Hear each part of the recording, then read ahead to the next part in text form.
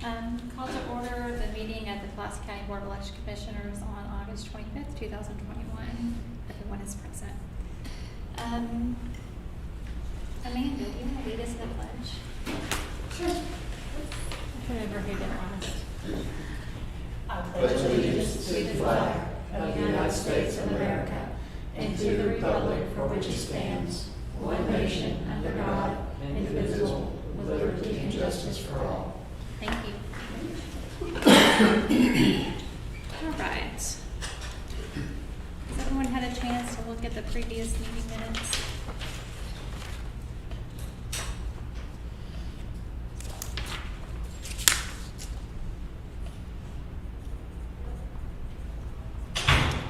Did we get these online before a meeting, or is this the first? I think Betty sends those out Okay. about, once she gets them complete.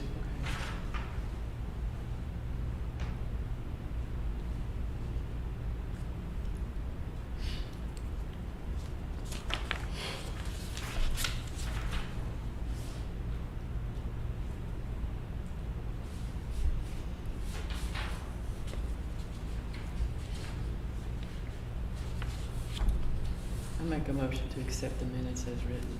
All those in favor say aye. Aye. Aye.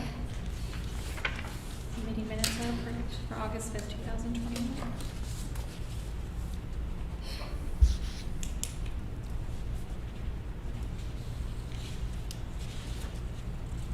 All right, the next item on the agenda is the September 4th, 2021 Little Rock special election. Under that is the certified logic and accuracy testing. So in front of you, there's a kind of a thick stack of papers. It's the logic and accuracy testing packet. Just a brief overview. We tested 60 DS200s. That's 58 to be used on election day and early voting, and 2 extras. We then also tested 75 express votes. That's 72 to be used election day and early voting, and 3 extras.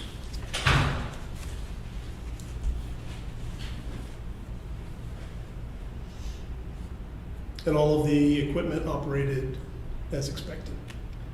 When did you do the logic and accuracy? It's on that document. I don't have that right in front of me. I'll pass out just a second. I have a question. Why does it say vote centers? Because I thought we weren't doing vote centers. Where does it say vote centers? On the second page of testing.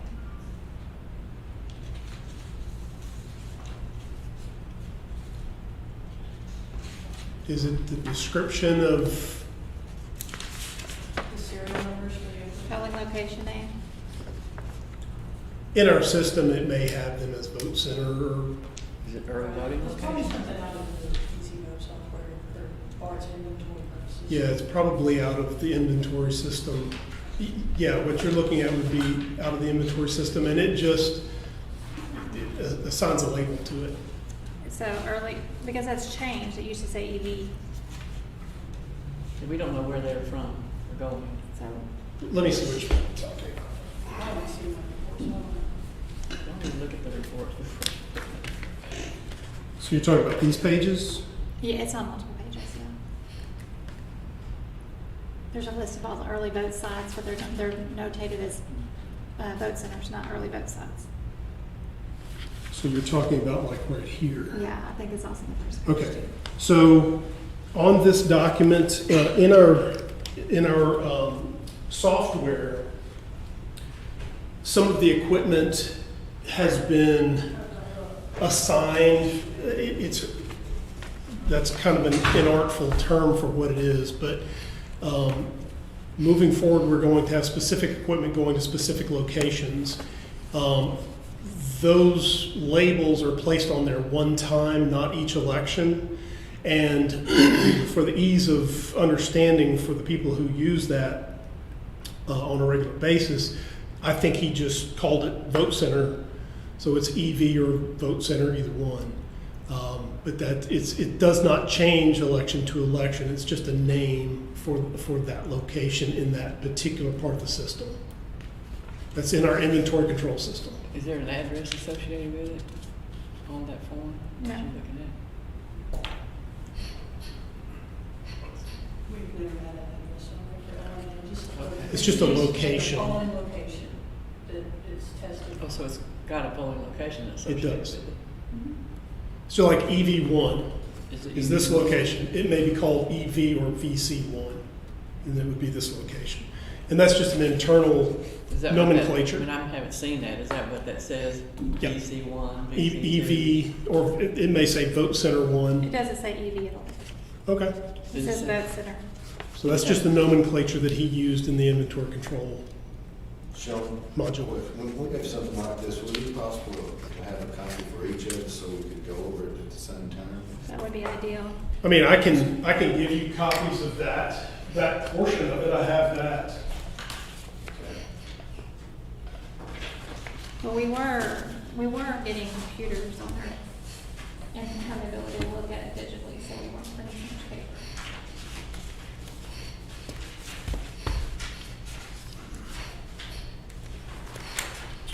So these are the express votes that are being used.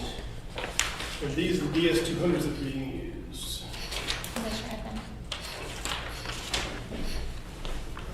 So that's the DS200s and those are the express That's what votes. you're telling me? I don't need to look at that.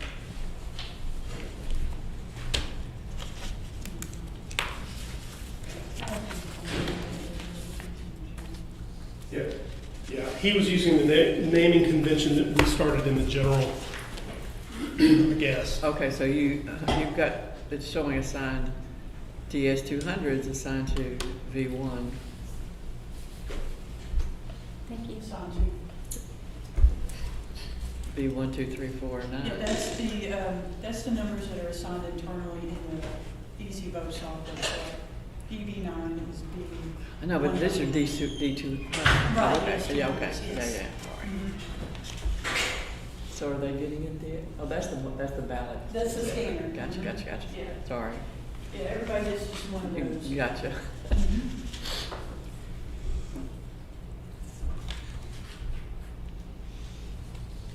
Everybody gets one of each. Right, for election day, and then early vote, everybody gets one scanner and multiple express votes. I want to say it's 3 for this election. Okay, and that's what you have on here, and that's what this Thompson Library, D. Brown, Sue Cowan, et cetera, et cetera. Okay, I got it. We just have a way of pulling that out of yeah, our inventory yeah. software now instead of entering it into an Excel spreadsheet.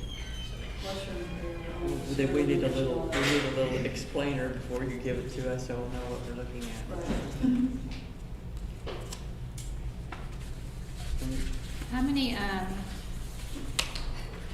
How many symbols or letters does it allow for that description? Probably unlimited. We need to not name it vote centers at the early vote sites, so we could name it EV/VC. Yes. So Yeah, I that can way talk we're to not Laura about that. inaccurate about the top of the election we're Yeah, using it for. I can definitely talk to Laura about that. Are you accepting, are you all ready to sign this? No, we're gonna sign this. Make a motion? Yeah, the Commissioner Scott has not seen it. Okay. Take a look, we don't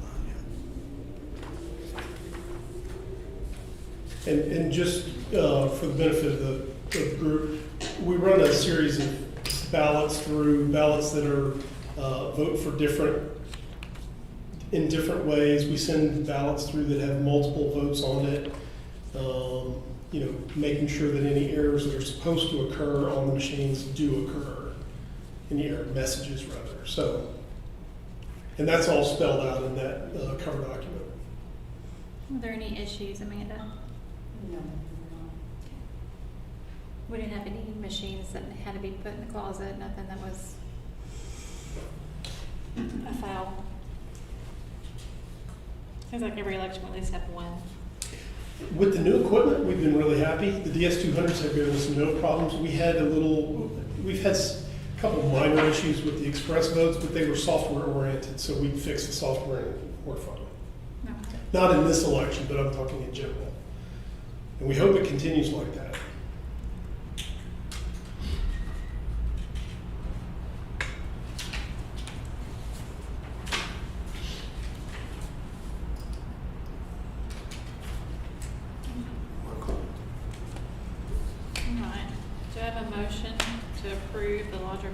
accuracy testing certification for the 9/14/2021 special election. So moved. All those in favor say aye. Aye. Motion is approved.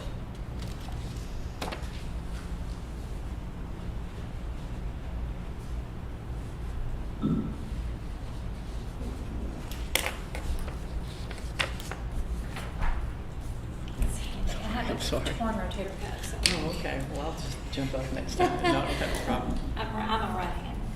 I'm a right shoulder. Just say, here, Susan, take this. Thank you. Thank you. All right. All right, the next item up is the appointing of the election officials for the special election, Little Rock special election. I should clarify by saying September 15th, Little Rock special election. So in front of you, you have a list of election officials that have been assigned to various polling locations. There are 284 election day election officials, which every location has met the legal minimum. And we're continuing to work to try and add people so that we can boost the numbers of people at each polling location. The goal is to have a minimum of 5 at each location, but at the printing of that list, there's 284 election day, 49 early vote election officials, and 2 absentee election officials. Me too. It's all we're going to need. And we didn't receive this in advance, correct? Excuse me? We did not receive this list in advance. No. Okay.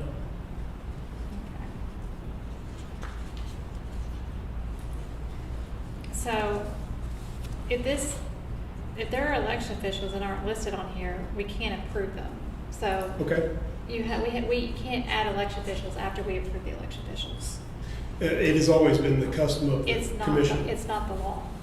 So I had that very, Okay. I talked to the state board about that because so we did last year, what we did is that we had a buffer of other ones who may become election officials, that they're on the list of people that are being pursued, so that we could approve all of them at one time and not miss the appointment of those election officials, because then they're not appointed by the county board. So what we need is a list of those that you're pursuing. We don't have a list like that. Did you appoint alternates to any of these polling places? No, it was all that we could do to get those people. We had a dramatic drop off in the number of available poll workers. We've lost about 40% of those that were trained to work in the general election. So we have no alternates. No, we often do not have alternates. Okay, so what we'll have to do then is that we, after reviewing the list, this is the first time I've seen it,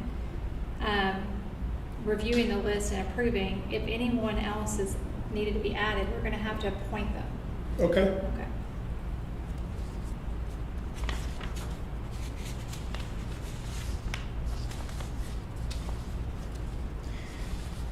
You will also see that in the staff section, we do have a new staff member, Daryl Lane, who has joined us as the election systems analyst. Is he here? No, he's not. Is everybody that you have listed with election day roles residents of Pulaski County? Yeah, everybody we have checked, and they're also I'm registered. talking about the staff, The staff, because they can't be an election official if they're not in Pulaski County. actually, coordinators, deputy clerks are not subject to that requirement. To be an election official, you are subject to the requirement. Okay. Be appointed as an election official, you have to be in the county residence. The exception comes in when, one, they're not actually doing those types of duties, so they're not deemed as election official, or two, they were already deemed as election official and then their address changed. Same thing with the county board. If one of us moved, if we did it after we were sworn in, then that's fine. But next time, we'd have to be in the county. Yeah, I mean, I'm not So, sure are that there the staff anyone- does election official duties as it's described in the law. So because you have everyone listed on here. Right. I mean, it's just customary that we put the staff on there so that the public knows who's working the elections. the staff has never really been considered election officials because that's primarily for the polling place and people that are doing the work out in the field. Well, they are now, according to law.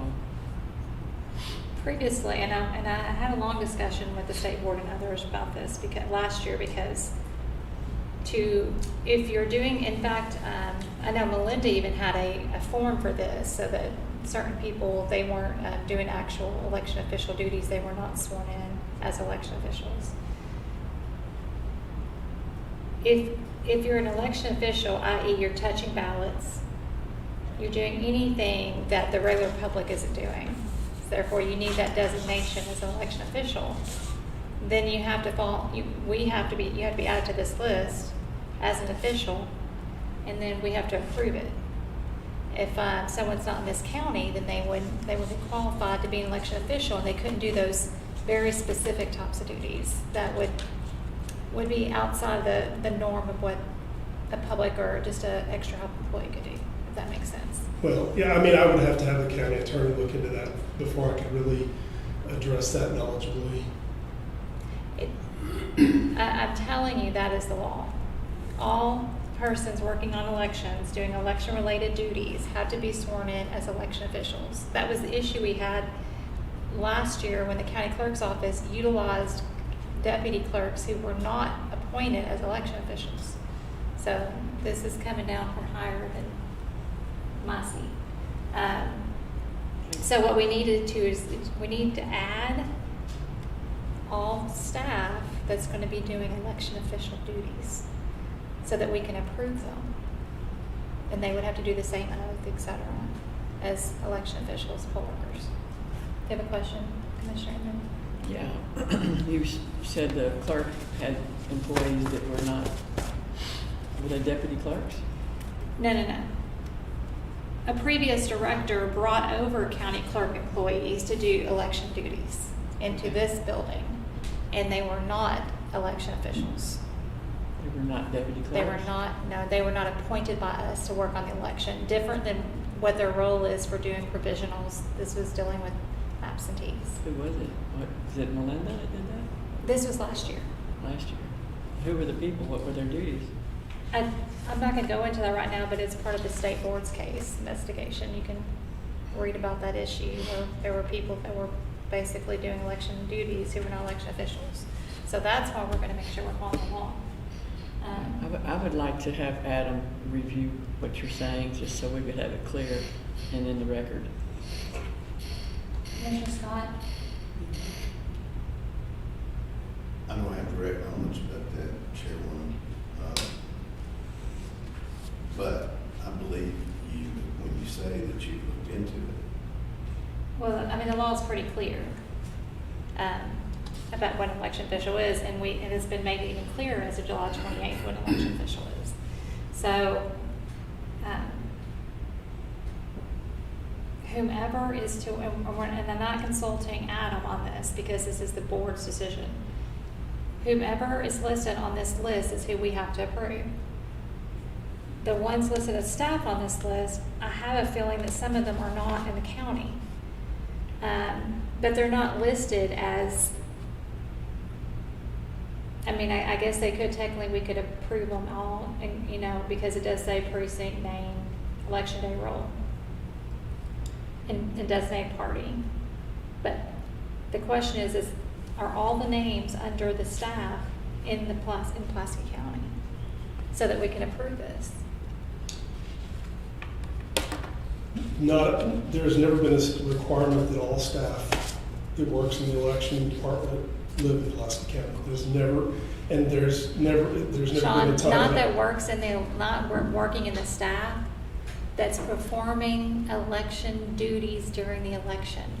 Maybe you could help me understand what you're defining as election official duties.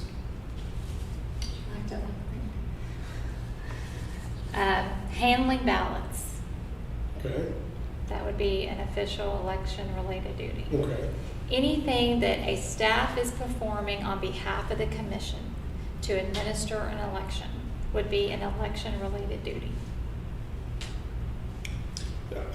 It would also include the delivery of the machines. Correct. And you know, setting them up, even Correct. doing logic and accuracy. That is election-related duty. Correct. It's pretty all-encompassing. I mean, there are tasks that are not, that are just Right. day-to-day I mean, they're like- operational, administrative. Yeah, building boxes Top and tasks, doing stuff right. like that, that's different. But specifically in the conduct or preparation of the election, is it the conduct or is it the preparation? It would be both, because as whatever the election commission normally would be tasked with doing, if staff is doing any of those tasks on behalf of the commission that would be the preparation, conduct, and administration covers it all of the election, then they're election officials. And the logic and accuracy testing, that whole setup has to be done by an official. Correct. Under that new law, but, I mean, so, I don't know what to tell you. I would have liked to have had this list ahead of time, just for Agreed. giggles and grins. So the reason that is not developed until the day of is we have been working all day, every day, 3 people, trying to get enough to meet the minimum number required, which is 4 people. So as far as I know, in my time here, we have never provided a list in advance because we've been working right up to the day. And also, we have always added people additionally beyond the date that the commission got the list, because it clearly says at the top with 2 asterisks, this list is subject to change. So I mean, if the commission wants to adopt a new policy on that, it is completely within your power to adopt Incorrect. a new policy. We don't need to adopt a policy on our statutory obligations, and I will say that as a former assistant director, I would think that you would know everything that's going on in the 2020 election. The 2020 election, we requested this exact same thing. We want to have all the election officials in advance. Brian Poe gave those tests in advance. We had 2 weeks to look at them. Same thing for the December runoff election. And the goal was to make sure that we could properly vet and ensure that everybody was, fit under that category, and to make sure that we're creating some diversity if we can. That was provided during the general 2020 election. It was provided during the December runoff election. And in fact, we had that same conversation with Brian about, and all 3 commissioners agreed, we need to have a buffer on this list because of COVID. We were really concerned. So we had extra officials we basically listed them as alternatives. We didn't say which polling site they were alternative for, but here's a whole list of alternatives. And then we approved all of them at one time. And that's not a policy implementation. That is a requirement under the statute for appointment of election officials. There is no appointment of election officials by a non-board member. Correct. And we only can act as a body. And to be clear, I was really not aware of that. I heard about some elements of it, but what the previous director did, I was doing other things, and he was here doing this. So I did not know that was a requirement moving forward. So if it is, then I need to know that, and generally the way we do that is when there's a vote of the commission to do something different, to ask the staff to do something, we are happy to do that. But this is, I'm going to stop you for a second. This. There is I'm not aware of no this. requirement for us to vote on things that are not statutorily required to vote on. I got a motion. Yeah. Yes. I'm gonna make a motion that the board empower Chairwoman Starr to take care of any day-to-day operations so that we don't have to have a vote on every situation that we're asking about. So anything that we don't have to statutorily vote on, I move that we empower Chairwoman Starr to take care of. That's a proper motion. All those in favor? Aye. Aye. No. Please note that there was 1 nay vote. for So the what minutes. does that mean? Explain that, please. Well, I mean, that just means that what Sean was asking for is not necessary if Madam Chair asks for something to be done, it can be done. Like what? Just What, ask I them. guess I'll go back to what I was saying, and thank you for that idea, but we are only required statutorily to vote on certain things. There are certain things that we have to statutorily vote on. The other things are considered day-to-day operational tasks, or however, I think that's how you put it. Other counties designate, because they don't have a lot of staff, they designate a person on the board to do those day-to-day operational decisions. So that you don't have to, because the commission is only meets at certain times, they can't call an emergency meeting for so many hours. So they can't function the business day-to-day if you're telling us to vote on things that we are not required to vote on. So those are simply directives and detailed underneath what election officials are required to do. So if a county election coordinator or director of elections or designee is detailed to be basically the supervisor of the county staff that's doing the election side, and they're detailed to act on our behalf, all those decisions, there's no decisions that require us to vote to go to Sean and say, hey, I need this or I need that. In fact, a lot of those things that you and your predecessor tried to do, which he should never have done, is try to require us to vote on things that are public record, that are available to the public and immediate to ourselves. We've had a few meetings where even Commissioner Inman has said we don't need to vote on that. So that's how I understand that, and we can always get more clarity from the state board if anyone has any questions. I have some questions. Absolutely. So I don't even know what this is about. Is it concerning the election officials and not voting on appointment? Because that's where we stand. And are you going to be here every day to guide him in his job that we pay him a lot of money to do? No. Then how can you supervise his day-to-day operations? If I'm understanding you correctly, you're talking about when there's decisions that need to be made on an administrative side, that one person could be designated to do that so that we aren't having to come to a meeting weeks later and have a discussion of something that's already occurred. Correct. Is that how I'm understanding you? Exactly correct. Day-to-day operations. That's not the job of this board. The job of this board is to administer elections. But other things occur within this office that are not election administration. The phone calls to get all of these people to work, and That's election administration. Are you going to come up here and do that? No, that's not what the vote was for. What was the vote for? It was to designate the day-to-day supervision operations for decisions to one person, so that we three aren't having this conversation weeks after because someone requests something and we're denied the request because we're being told to vote on it. How are you going to fulfill that motion? The issue is over. We've already voted. We're moving on. I would like to make another motion that we ask the State Board of Election Commissioners and the county attorney to review that motion. Is that a proper You can motion? make, it's not a proper motion because they don't have review power. They only have advisory power. Then I think it would be appropriate to ask them this very question in the situation that Pulaski is in, as opposed to Jefferson County or some other county that do not have a staff like we have here.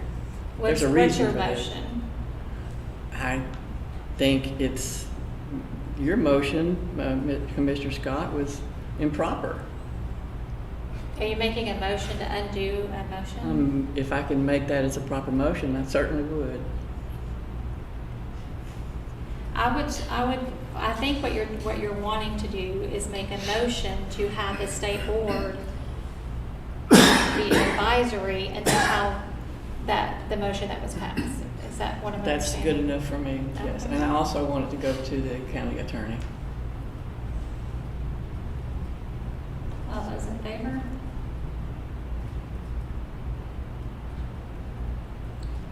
I don't have a problem with seeking advice from the state board of how to execute this motion. I think So- that would be appropriate. I think that would be the proper motion. This does not undo the previous vote. Just simply provides advice from the county attorney and from the state board of how to execute this motion. I think that's a good motion. All in favor? Aye. And if Betty needs help on that, just let me know, because that was a mouthful. Okay, back to election officials. May I make a comment? Absolutely. There. Okay, I've read over this list. There actually appear to be sufficient numbers. If an event's worker or two or three or four was unable to be there, I think the election would be fine. So if we want to sort of designate some of the workers already assigned as alternates, if need be, then they could be moved as needed. But to your point about the staff and not knowing whether they're in Pulaski County, I don't know how to handle that one right now. I don't know. So if I understood you correctly, you want to approve these where they could be moved around if they need to be, but if we have to add anyone brand new to the list, then we're going to have to vote on that. Yes, okay, yes. Okay. And Chairman Starr, if I could just, there are certain polling locations in there that will have like 7 or 8 people working. That is exactly what we do when we find a place that drops below the statutory minimum. We go to a different location, we get a already appointed election official and move them over. So that is our practice. We just need to keep that list updated on the SharePoint drive so that we have access and we can see it. Okay. Like especially if someone's being moved around. Sean, I would ask papers like this, and I think you already were going to take measures to get us copies of things that we need to look at. If we could have 3 copies, we probably could discuss it Okay. a little better, if you wouldn't mind. Appreciate that. And 100% would prefer to have computers again, where we have these things on the we can do that. laptops. We can So do we that have in- one paper copy and then we can review it digitally, That would be very helpful. please. All you gotta do is, that's all I need to know. Thank you very Before much. I took them away, because I thought somebody said they didn't want them anymore for a while. So No. anytime you need one, I'll be glad to. I would like us to have one at each meeting, so that, for one, we're not wasting, especially when it comes to like reviewing ballots, we're not wasting a lot of paper. That we have at least one copy, and then we could, review on the laptops. We would also have them on the computers. That's what I'm saying, one copy put on the computers as well. It really worked last year, especially when we had to go virtual, and I'll and have then, those, the next meeting, will be ready. thank you very much. So shall we move to appoint these people? Do I have a motion to appoint the election officials designated on this list for the 9/14/2021 Little Rock special I election? make that motion. All those in favor say aye. Aye. The motion is adopted.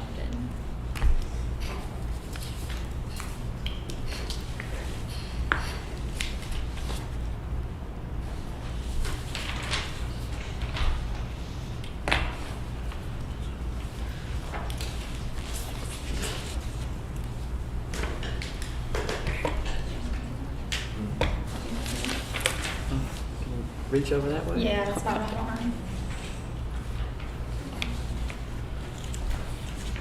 Okay, the next item is the notice of election. Okay, Commissioners, in front of you, you have the notice of election. And this is more art than science. You're probably accustomed to seeing 2 columns of the address, the polling locations and stuff. But in some of the previous meetings, it's been expressed that we want to spell out as many of the words as we can. And what that did was it kind of forced us to make just 1 column of the polling locations and precincts. So one thing I want to point out to you is on the back. Down at the bottom, we have some new statutory language that has to be included. on all public notices from this commission. So the first is the Attorney General's election hotline. Second is this publication. The publication of this notice was paid for by the Pulaski County Election Department at the cost of, and the dollar amount will be added in once we know what the cost of printing will be. And then the explanation at the bottom was amended, explaining to the public that a list of election officials is basically posted at the courthouse, and that second is this publication of 8 days. The publication for the first day is paid for by the Pulaski County Election. Challenge it, and any objection must be made in writing. All of that is based on new statutory language from 2021 legislature. Explanation at the bottom. So this notice will be explaining to the first one that includes all of the new statutory language. A list of election officials is basically posted at the courthouse. And there are two things on the notice that I want to point out. The way that this notice is written, it keeps our all of that is based on new statutory traditional times for absentee and early voting. Explanation at the bottom. Now, this notice will be currently the way it's written here. Absentee voting, absentee canvassing will begin at 1 p.m. on election day, and there are two things. EV1 will be the only location open on Monday, the 13th. There were informal conversations. This notice is among the commissioners about changing some of these things, but there was no vote taken. So if you don't want to change it, absentee and early voting. Now would be the time for it to be currently the way it's written here. Absentee voting, absentee canvassing will begin at 1 p.m. on election day. I gave Commissioner Starr a roster of the absentee ballots. That's something that's also required. The state clerk's office gives us, and they gave us one on Friday. There were 400 and something sent out. Most of those were UACAVA ballots. They don't expect most of those to come back.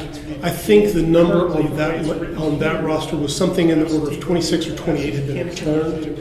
I think some additional ones have been returned this week. I gave Commissioner Starr, I put the absentee ballots. That's something that's also required. The state clerk's office gives us, and I don't expect Friday 50. There were 400 and something sent out. Most of those were always subject to change. That is true. They don't expect most of those to come back. I think the number on that roster was something in the order of 26 or 28 had been returned. I think some additional ones have been returned. We do it at 8:30 a.m. on big elections when we need if we're only going to have a small number, they can do. I don't expect 50 to 75. There were 400 or something absentee canvassers. That is true. They don't expect most of those to come back. I think the number on that roster was something in the order of 26 or 28. They need to start at 8:30. I think some additional. Because if there's something we do it at 8:30 a.m. deal with it, I'm going to ask this board start our review on any irregular absences. A small number they can do. 1 o'clock. I don't expect 50 to 75. There were absentee canvassers. Maybe we schedule that off and do an election day. Commissioner Inman, I think it's appropriate your comment that things are not always about what you schedule on, it's about conflicts. I think some additional. Because if there's something We do it at 8:30 a.m. deal with it, ask this board start our You review. can't get out of it, so I don't think that's an appropriate comment. And can we start at 5 o'clock? Well, that's what I had said was not for the day. So that we would give plenty of time during that meeting, so there's not as many absentees. I think that's, they do need to start at like Commissioner said, 8:30. Things are not always about schedule. That way that they're sorting those appropriately. And so that when we receive the absentees, it's going to be, you can't get out of it, so I don't think it's an appropriate comment. And can we start at 5 o'clock? Well, that's what I had said was not, and, you know, we're meeting at 5 o'clock, but there's plenty of time during that meeting, so there's not as many as. And the workers are going to come in at 8:30, they do need to start anyway, Commissioner said 8:30. So we can just get that modified, that way that they're sorting those appropriately. What was the other thing that you mentioned that you said we needed to look at? Yeah, so there was an informal conversation about having all of the early vote sites open on the Monday prior, so Monday the 13th. I would say that I've talked extensively with staff about this, and in the general election, it may have made sense to try that, but it caused significant problems in the retrieval of equipment,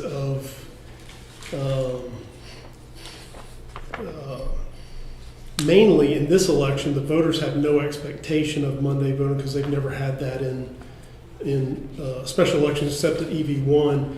The turnout would be very, very low. I would expect 25 or less at the other sites. EV1 may have 100 to 150 people, 200. And most of the EV workers are also working election day, and this is really the one of greatest concern to me. When they close down the EV sites, they have to pack it up and they have to bring the materials back. So for those people, it makes a very long day. And then they have to get up and be at the polling place at 6:30 a.m. So also the Monday before election day is the day that we normally go around and retrieve the election equipment from early vote sites. So if we don't retrieve it on that Monday, that's going to push all the retrievals back numerous days, and I absolutely agree with you. it just adds to the complexity. The biggest complaint I received were from folks that had been there throughout, and then on that Monday and then to the Tuesday, and they were freaking exhausted. And they said they're going to never do it again if they have to do that again. So as much as I would like to expand that on that Monday, I also understand the concerns that you have and the poll workers have. So that I agree with that. The main site. Just the main site being open. As has been done in the past. Right. But I'm going to make a statement about your comment about voters were expecting it. Voters don't know what's going to happen when the next election rolls around. And they're always, it's a new day. And so, you may get some pushback from some voters that voted on Monday at the sites in the general election, but probably not that much. And they can all be directed down here. That's all. Did you have any comments on that? No, I didn't. We're going to change the time on this canvassing. Yes. Okay. If that's the only change, I can go and do that. Let me just make sure. I don't want you to have to do it twice.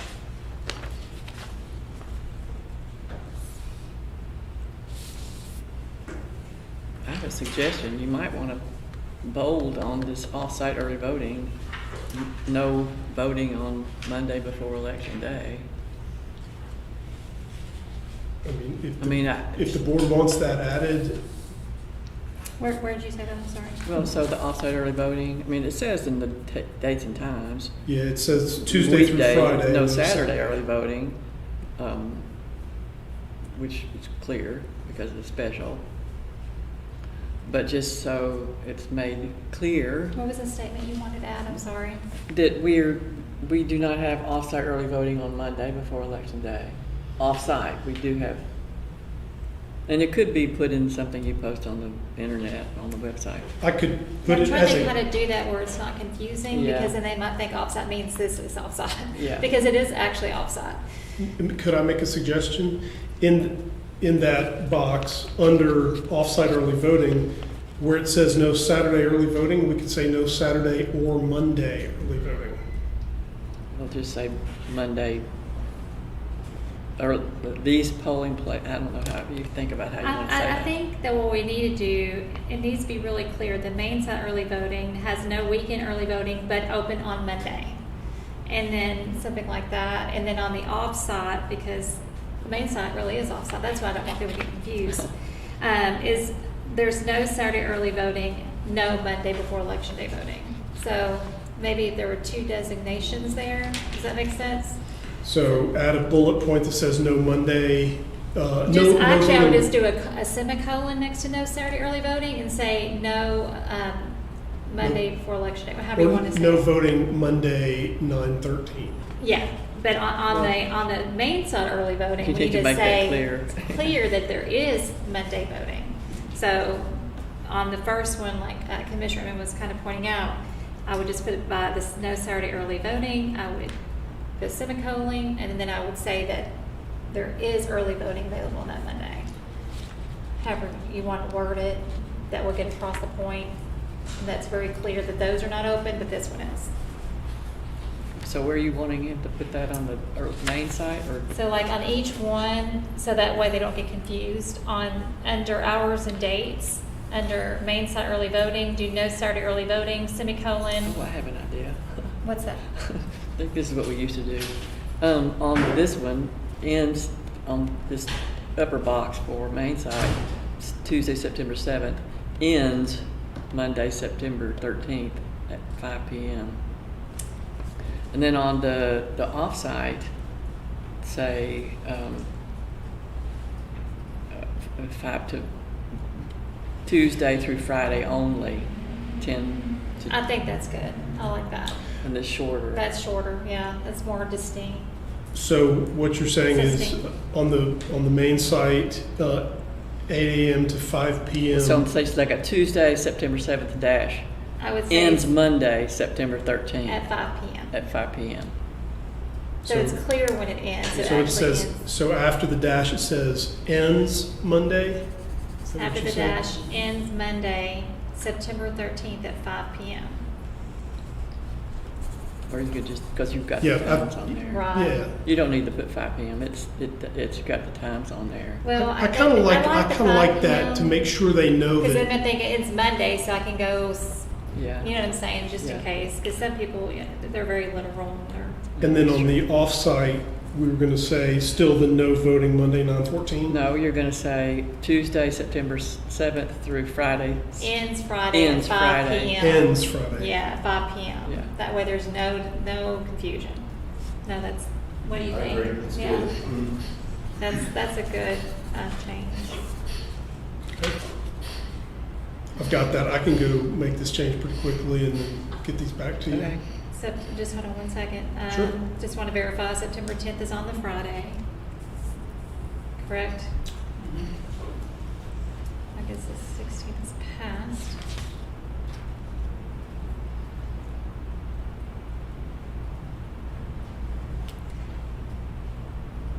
You have voter view on here.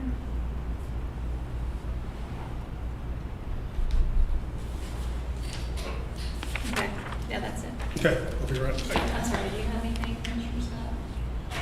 I think Sean already has, going to make the change on the absentee 8:30, ballots. yeah. Got that. I'll be right back. All right. Thank you. Guess we could have voted on it with the changes. But we don't need to vote on it. That's I think that's more of an issue.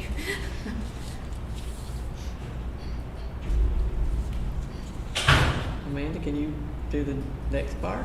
Maybe get started on it?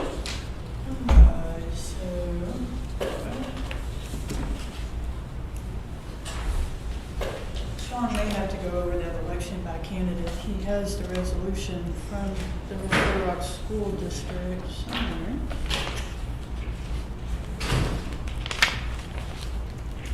I'm sorry, what's going on? She wanted to know if I could move on to the next item agenda. I'd rather us wait until we just, Wait. it'll just take a second, Okay. so we can close out this one.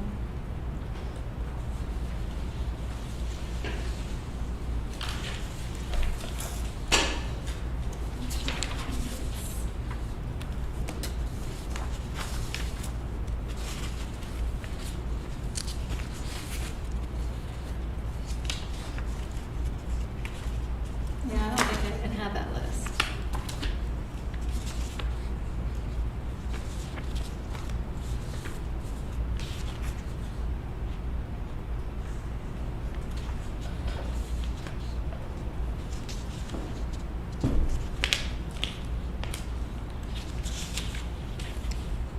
I do have a question, Linda, that you might can answer regarding the school district election. If somebody stepped down after filing,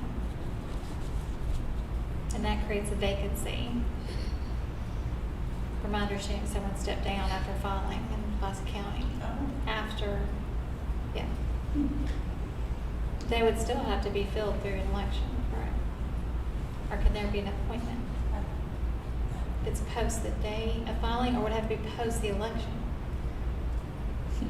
That's a good question. That's a But good if question. they drop So down, We've had situations where people just didn't file, and so whoever's in the position just carried over. Right. But if someone dropped after filing, I don't know if they have to do Like an they election, or if they resigned. can just appoint someone. I don't know. Could we find that out? at so some if point? they filed and they were like unopposed or something like that? Yeah. Or no, I think it was like a seat that carried over maybe, and they just decided to resign after filing had ended. Right. So I no think one that's else- how I understand that, so no one else There can would file. be a vacancy probably. yeah. But it's And, too late for them to mhm. file. Well, wouldn't, in that situation, wouldn't the school board have to appoint someone? until- That's why I was wondering if they could appoint somebody if they would prior be- to the election occurring. You know what I mean? Because we're in the election process. I think I that's don't know. what's- I'm getting questions, and I'm like, I don't know on that. I don't know. That's different.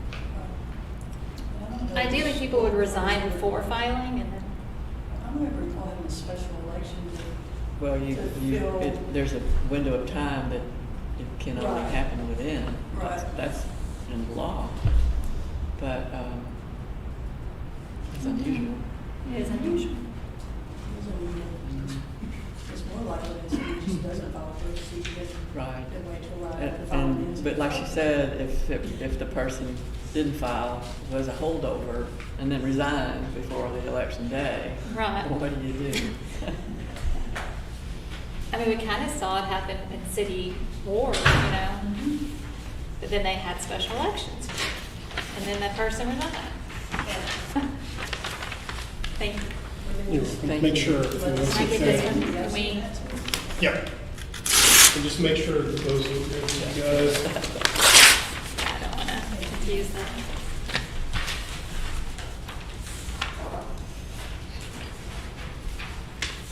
I like it. I should have asked this question a while ago, but there's something on here that designates this is from Pulaski County Board of Elections, right? Say that again? There's nothing identifying Pulaski County other than hours, under hours and dates, just go this building, and it calls it the Election Commission, but then say Pulaski, are we supposed to have something identifying that this is Pulaski County? I don't think so. I think what's required is that you identify what election it is and all of the polling places and all that stuff, but I don't think it has to be identified by the county. Okay. It's on the On ballot, the ballot City of it Little is. Rock. Yeah, so I mean, in the descriptors, you have to say who's in the election, but beyond that, I don't think so. I don't know that we ever have had anything like that. I just remember I saw in other counties because they were, Yes, but it was different. we gave you Perry counties back before was it the May election? They have a completely different format. It would be no problem in the future to add Pulaski County notice of election. Okay. Well, it's actually the City of Little Rock notice of election. Little Rock, Arkansas, Pulaski County, it's still it's still Little Rock special election. So the election name will change with each election, but if you want to designate that this is a notice of election for Pulaski County, you could put that in the title, Pulaski County Notice of Election. Yeah, man. I have a suggestion. We could also do it like it is on the ballot. Exactly. You know how it says official ballot, the name of the election, the date, then Pulaski County, Arkansas. Yeah, I think that'd be good. City- Going City of Little forward. That way it doesn't indicate. It that just makes it for more, the whole county. right, It's- but it's official, it just kind of creates that official That sounds You great. could be like notice of election by You the can show Pulaski that County to me Election later. Commission calling notification of a special Sounds election. like- yeah. You think they would standardize? You think? You think? It would be nice. So do I have a motion to approve the notice of election for Little Rock special election? So moved. All those in favor say aye. Aye. Aye. Motion's passed. Thank you, Sean.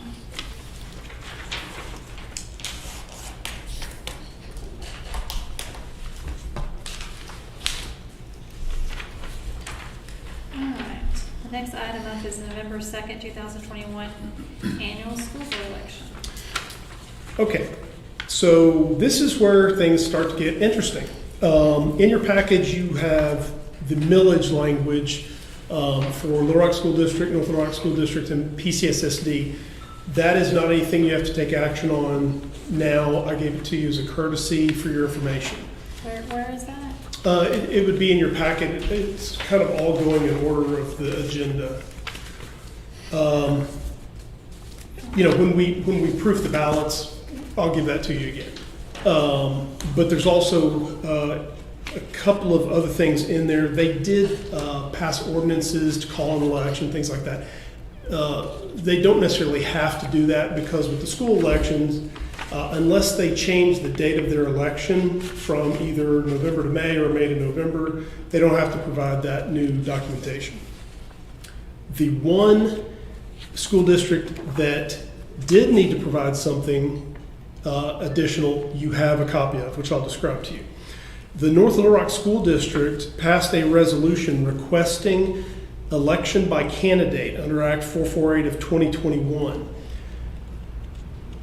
Because they have no contested races for their 4 school zones, and because they have no change in their millage, they can open no polls, print no ballots, except what I'm about to describe to you, essentially have a very stripped down election. That is what they have requested. If the board votes to hold an election by candidate, what I have discussed with the school district how that would occur. I've also discussed it with the state board. Essentially what we would do is create, so there's 4 candidates, 1 for each school zone. We would create 4 ballot styles that would have the candidate's name, the one candidate, so the candidate votes for themselves, and the millage. And that's all that would be on the ballot. It would not be done through Electionware. It would be just basically a Microsoft Word document. The commission would approve those because they would be ballot styles, and we would process everything. The paperwork and certification, everything would look much like every other election. We would print results. We would do all of that. But it would not be done through Electionware. We would just print documents that look like that. But it would meet the statutory requirements.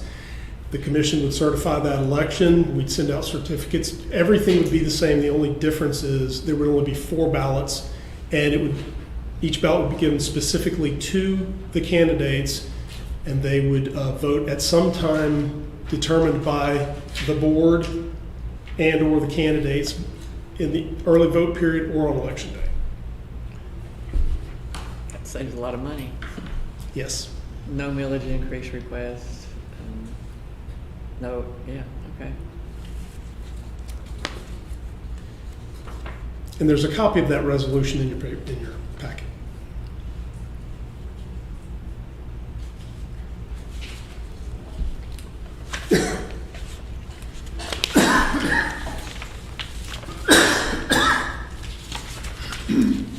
On the Little Rocks form, Little Rock School District, they have like a form for myself to sign. Yeah, what is this?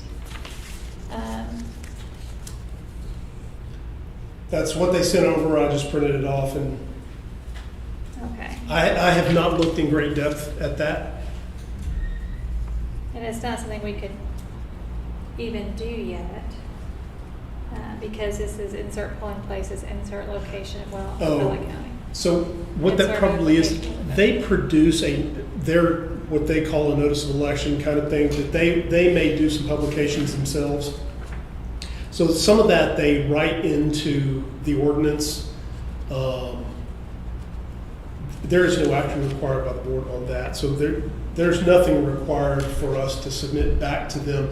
The only thing they requested is to see a proof of the ballot to make sure that it, as their ordinance says, substantially meets the wording of their ordinance. So you said something about this board approves the day or time when the candidates can come and vote for themselves? Is that what you said? I did say that it's really, so the law says that the candidates come to vote at the commission office at some time during the early vote period or the election day. And in talking with the school board, they've kind of left that up to us to decide when that happens. And I was planning to contact each of the 4 candidates and talk to them.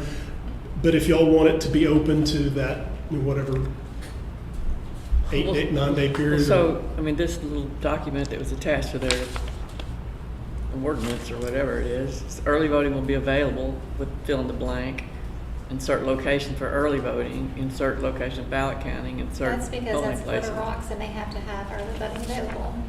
That says North Little Rock. Oh, it says Little Rock. Yeah. Well, I don't have anything for North Little Rock then. That's because Little Rock has a bond Right. extension, but this is the North Little Rock. It's one page like this. I don't find a copy of that in my packet. It took me a minute to find it. It's kind Okay. of back.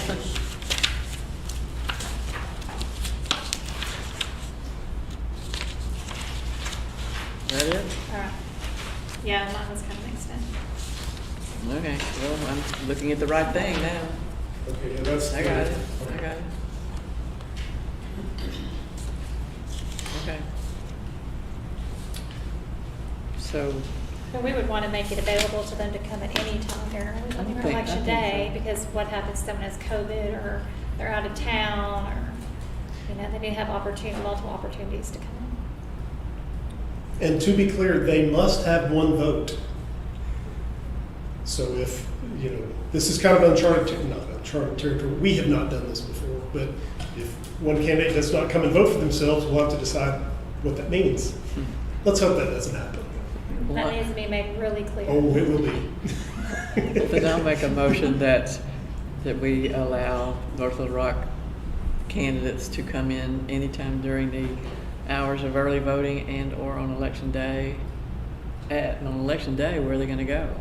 Here, they must come They can here. come in on. That would be for election- early voting too. They must come here. They must come in here when they cast That their ballot. office or, They will come to our office. okay, then, May I- Pulaski County may I, Regional. before we Yeah. do anything further, Sean, I was just looking at 711-107B, speaks about the procedure.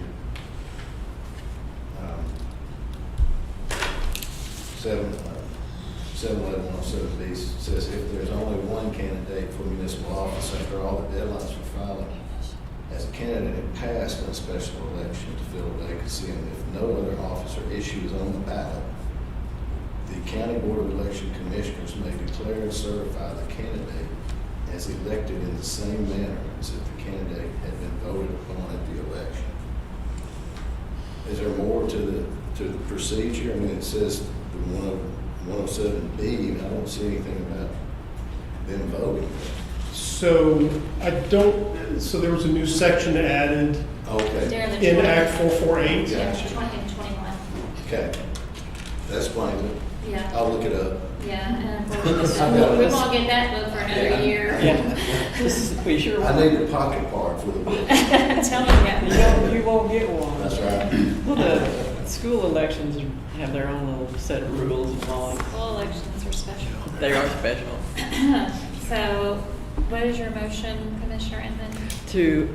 For the staff to notify the candidates that they may come and vote during the early voting window or period of time, as well as on election day in the election commission. To this building. Correct. All those in favor say aye. Aye. Good, motion is approved.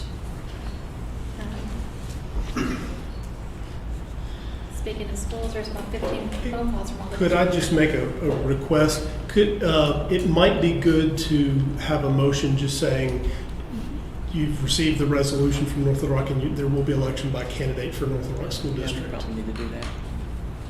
Shall I? Go ahead.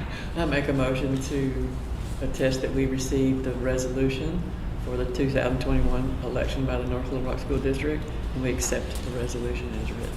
All those in favor? Aye. Motion is adopted. Okay. So what else do we need to do on the school board election? Well, if I could just point out one thing that's a little bit out of order. Well, I'll jump right in. The polling locations, the board and Chairwoman Starr and I talked about some preliminary dates coming up to meet deadlines, and that was shared with all of you. We have a preliminary date set of the next Monday, the 30th, I think it is, to approve polling locations for the November 2nd election. So the conversation, I think it's useful to have the conversation begin tonight about the polling locations, because it may not be something that you all are comfortable settling tonight. You certainly don't have to, because we have a meeting kind of scheduled to do that on the 30th. The issue has come up, and I'll have to kind of jump into the November 9th election. The calling document for that is also in front of you. Well, let me stop you for a second. Sure. Don't you think it'd be better to go approve the calling document and then we I think so. discuss this? I think so. For the Central Arkansas Library System election, November 9th, 2021. That way we won't be. Right. Yeah. This is it. So the Central Arkansas Library System has requested the City of Little Rock call an election to be held in the City of Little Rock to raise tax for projects for the Central Arkansas Library System. You have the calling document in front of you. And again, that would be for a November 9th election in the City of Little Rock.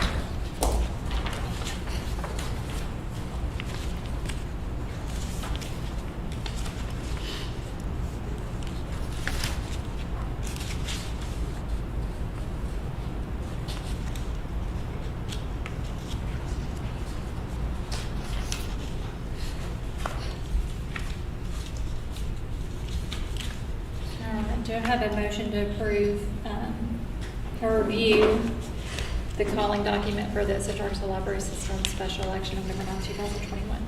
So moved. All those in favor? Aye.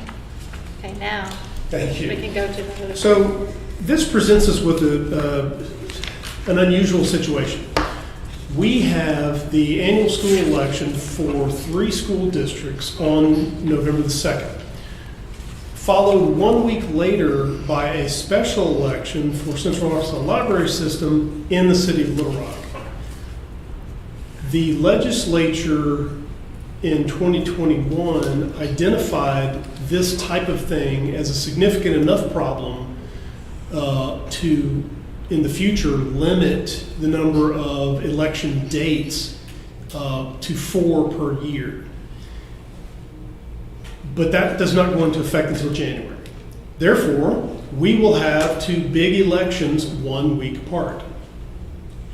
The staff is prepared to do that. But it does present some challenges that the commission will need to consider and address. We have a finite amount of election equipment.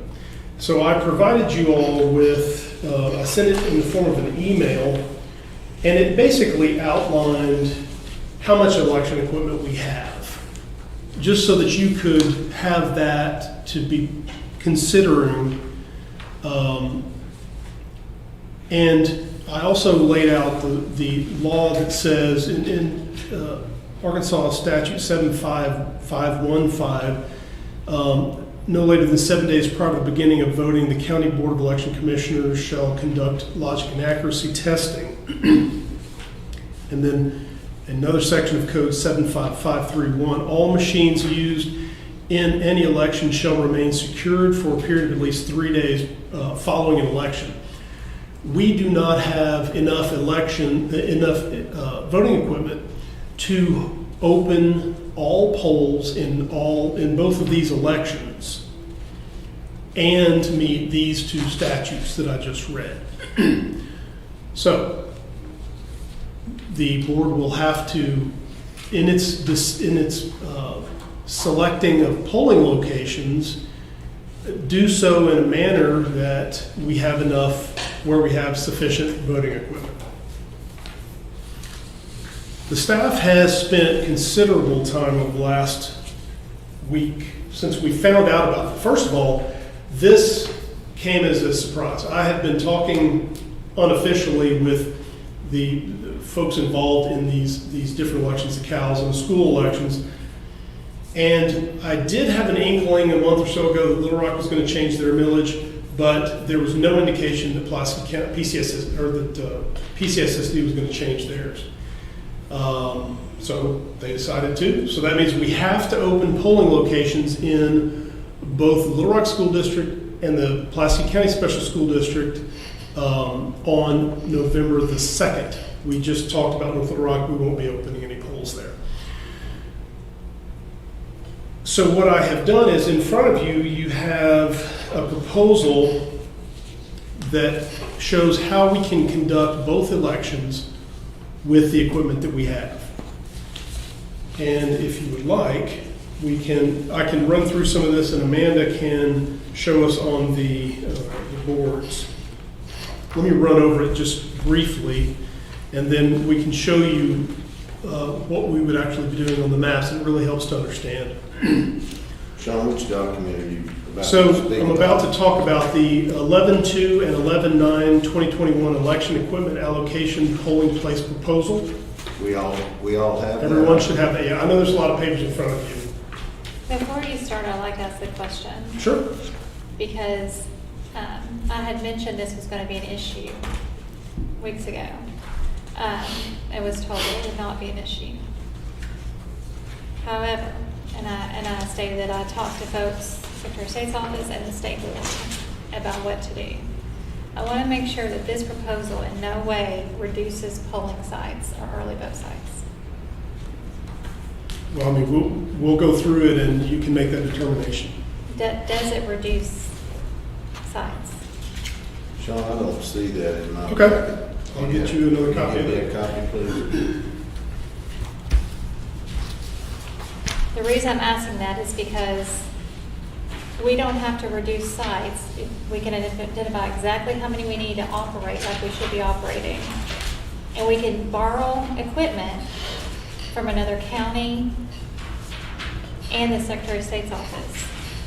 So, and they'll coordinate that with us to get that equipment so that we are not in this predicament of closing polling sites. Hey, Sean, it says on this document, that for 11-2-2021 in Little Rock School District, you have 54 polling locations. And then when you drop down to 11-9 for the cows election, you show 52. So this is a reduction. No, there are two different things. One is a school district, so we use polling places in a school district. One is a city, and we have different polling places that serve different purposes, different districts.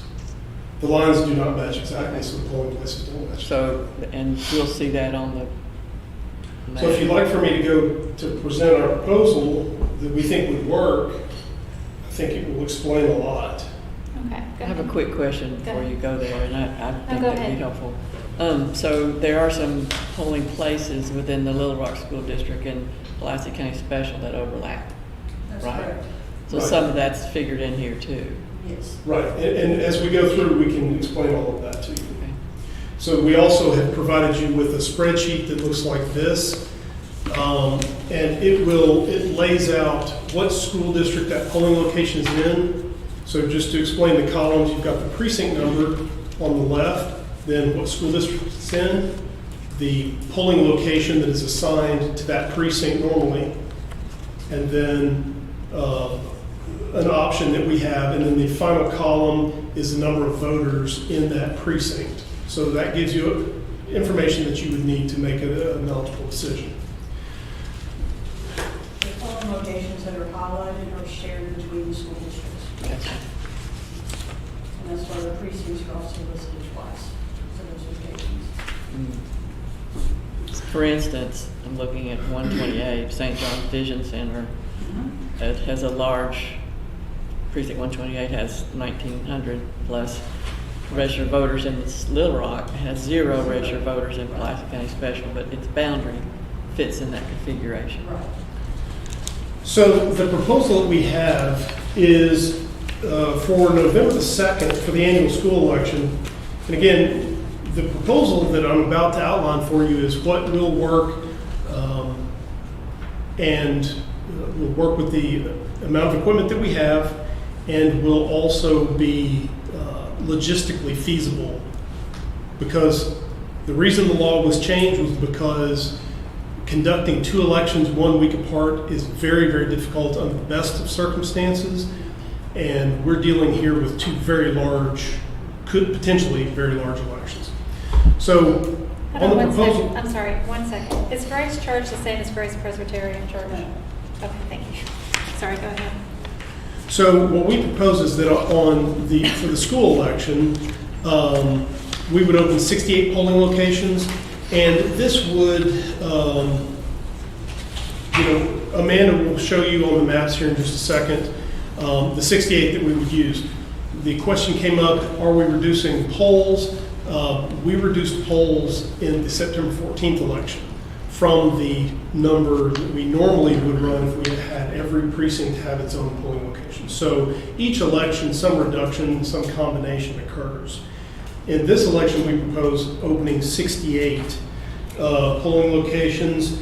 That would use 68 DS200s, 68 express votes, and 136 of the express poll tablets.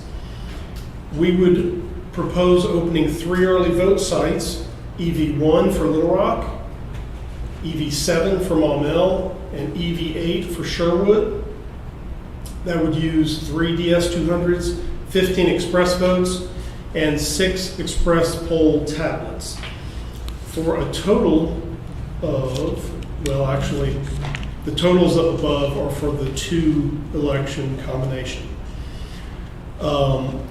Just to address the early vote situation again, in the school election, we are talking about no candidates running opposed, but millage changes. So these are votes on millage. Traditionally, votes, even when the millage changes, turnout is fairly low.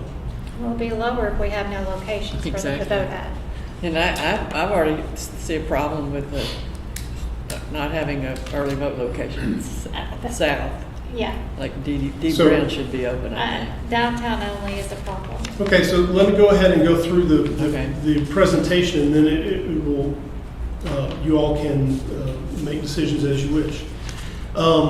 This would allow us to have adequate equipment to cover the annual school election.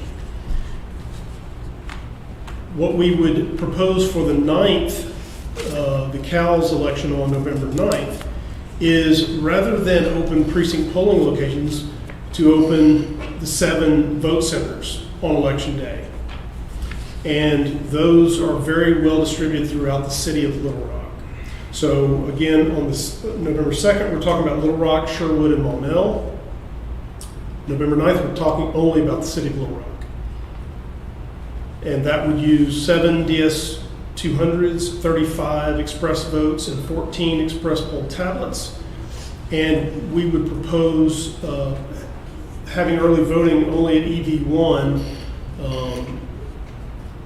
using 1 DS200, 5 express votes, and 2 tablets. So the grand total equipment that would be needed would be 79 DS200s, 123 express votes, and 158 express poll tablets, which falls well within our inventory. Now, if we can just show you on the maps how that would all work, it might help to explain. Before we do that, I have questions, because I don't want to get, I know there's a lot of work involved in this, and I really do appreciate that. Yeah. But I already see a disparity between the Little Rock special election on the 14th of September and the Little Rock special election on November 9th. And having that disparity to me is a huge problem, because we're treating one election different than the other. We're providing more access to one election and providing less access to the second election for the same group of voters. I'm not going to vote for anything that does that. I agree with her. I think if we have to be, it's incumbent upon us to offer the same early voting locations for the City of Little Rock election on September 14th as we do on November 9th. And then that kind of goes back into the school board election issue. Because while, yes, there may not be opposed candidates, there are millage changes, there are bond extensions. Again, not offering them the same ability to vote as they typically would by reducing their sites is a problem.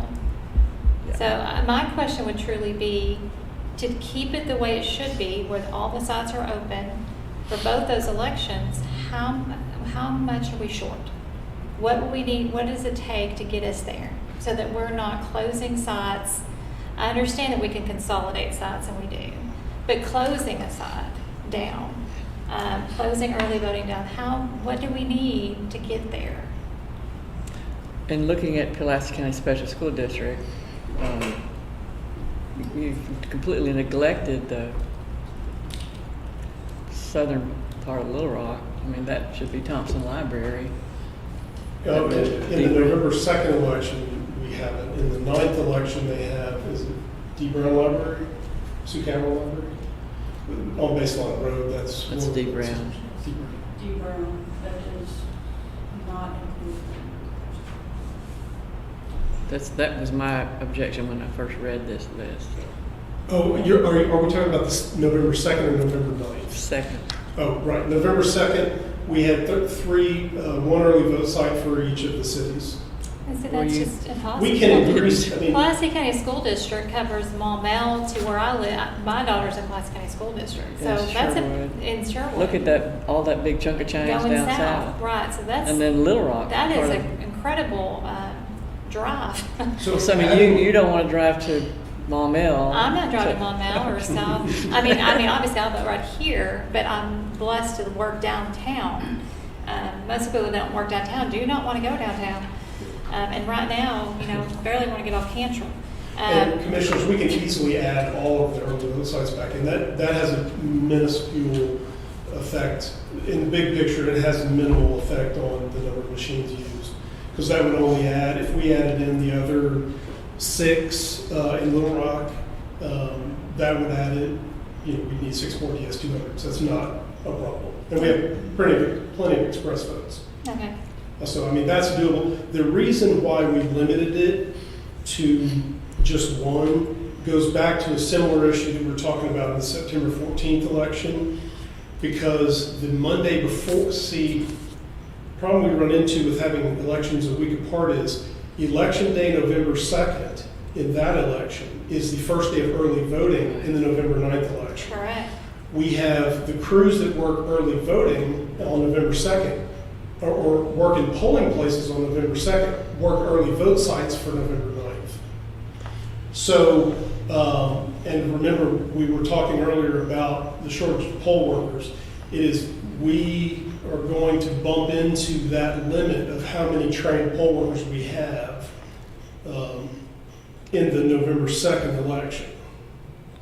Well, you might have to hire more people to deliver equipment. We have plenty to deliver equipment, but we don't have plenty to man the polling places that have been trained as the law requires. Have you reached out to the poll workers to get them lined up for these? Well, we haven't started for November 2nd because we don't know the polling locations that will be open. So once we determine that, that's what starts the process. I think we should go in, what we did during the general is well before that, we surveyed, in fact, we did an ongoing starting in April for how many were planning on working the general election.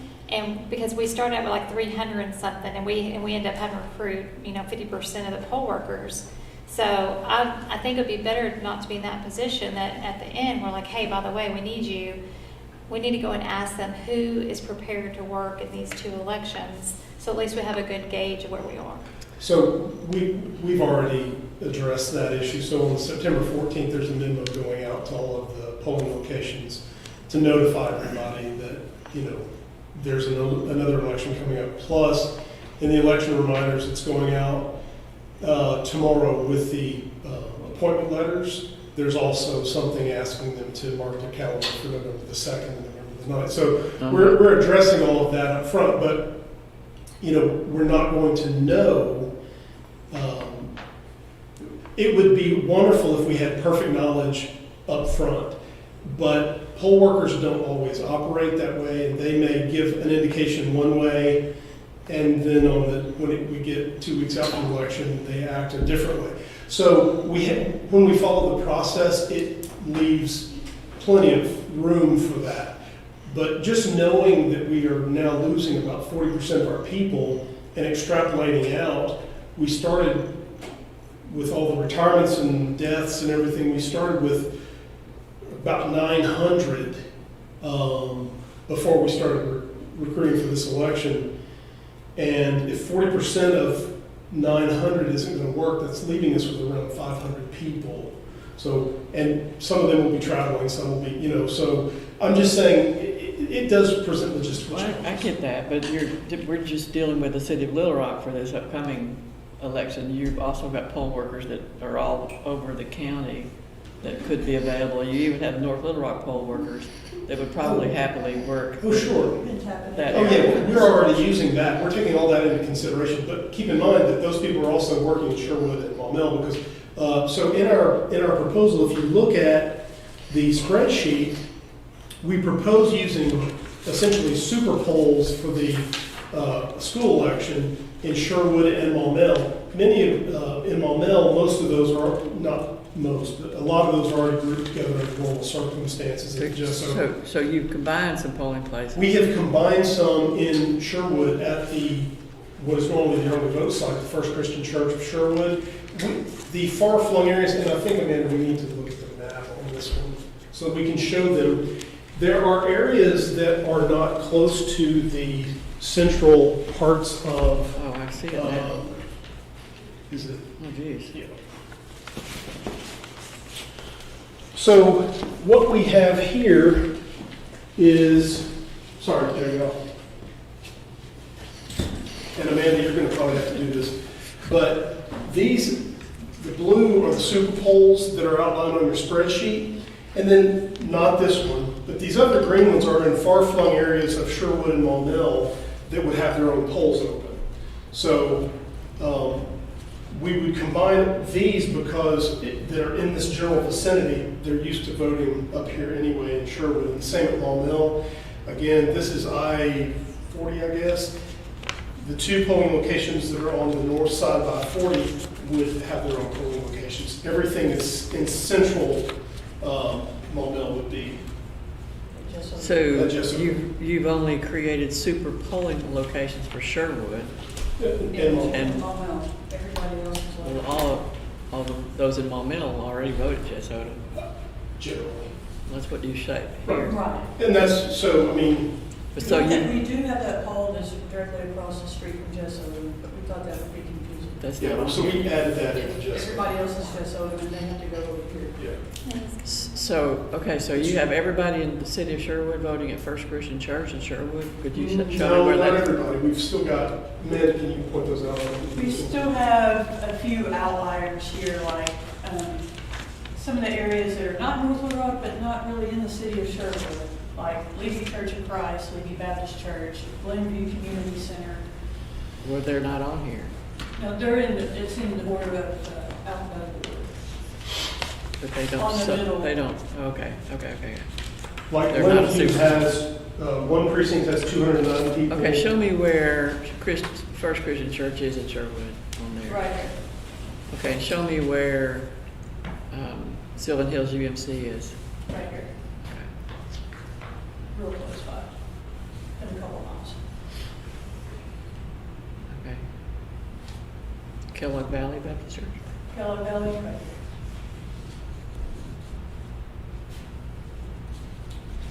Giving you a quiz. I'm ready. Rockington Road, Church of the Nazarene. Susan. 39. 39. It's right that's there, I see I it. had to remember right here. Okay, well, and the deal is on school elections, no notice goes to the voter, correct? As far as polling location change, if it's temporary, they're not required to. Right. They can courtesy wise, but it's not required by law. But we do post notice at all polling locations if we consolidate them. Does the new law require us to, if we close these polling sites that are regular polling sites, to get permission from the state board? I'm not aware of that. I don't know if that applies to school elections. I don't know, but we need to look at that. Yeah, we need to find out. Because it's a 30-day advanced requirement. What act is that? I have to go back and look. I'm not familiar. It was Jack Whittington's bill that passed that said, at first it was, the language I think was that they shall do blah, blah, blah. And then it became more of, they can notify and then the state board can actually do like an emergency approval. That is for closing a polling location. That's a permanent change. Permanent change Yeah, only, these not are a just closing a consolidating. location. And we'll go back in the next elections, we can easily go back to the other. So it's not a permanent change of any sort. Okay. And again, I think it was helpful for the staff to always keep in mind that this is not normal standard operating procedure. This is not what we wish we could make an election look like. We are under an unusual circumstance that challenges the creativity of the board and the staff to come up with, to be able to hold 2 elections a week apart. So I would never propose to you doing a lot of this stuff under normal circumstances, but these are not normal circumstances. We're trying to make the best outcome that we can for the voters. Here's what I think we need though to make that decision. Because like on these super, if I like that word, on these larger polling locations, polling sites, they have an astronomical number of voters. Right. So what we need to know is how many voted last time at that location, because while they may have 3,000 voters, only maybe 50 showed up. So we kind of need to know that breakdown of what to expect if we have First Christian Church taking over all these sites. How many would we expect to come and make sure that we're not exceeding that limit? So so I can address that. I mean, First Christian Church of Sherwood probably had the highest voter turnout in the general election of any early vote site, as a vote center, but as an early vote site. And about 60% turnout, so it's 60% of all those numbers added up. That crew is very adept, and we could easily just, I mean, if they had 8 people working there, 8, 9 people, I don't know, they could easily handle the volume that would come in. Even if it came in at general election numbers, they handled it with the number of people that they would have. And we're talking about having 2 to 5% turnout of those numbers. So they could easily handle it. And the same with Jess Odom. Jess Odom is very busy every election. They're accustomed to high volume, but again, at 2 to 6% of those numbers turning out, they can easily handle it. I found that act number that you're about Which to one close. was it? It's Act 1063, Yeah, could you read that? and it says that this is the shorter version that the state board sent out. Yeah. Appeal of polling site closure. Most of this act addresses the ability of a county board of election commissioners to reduce the number of polls for a preferential primary or a general election. Okay, thank you.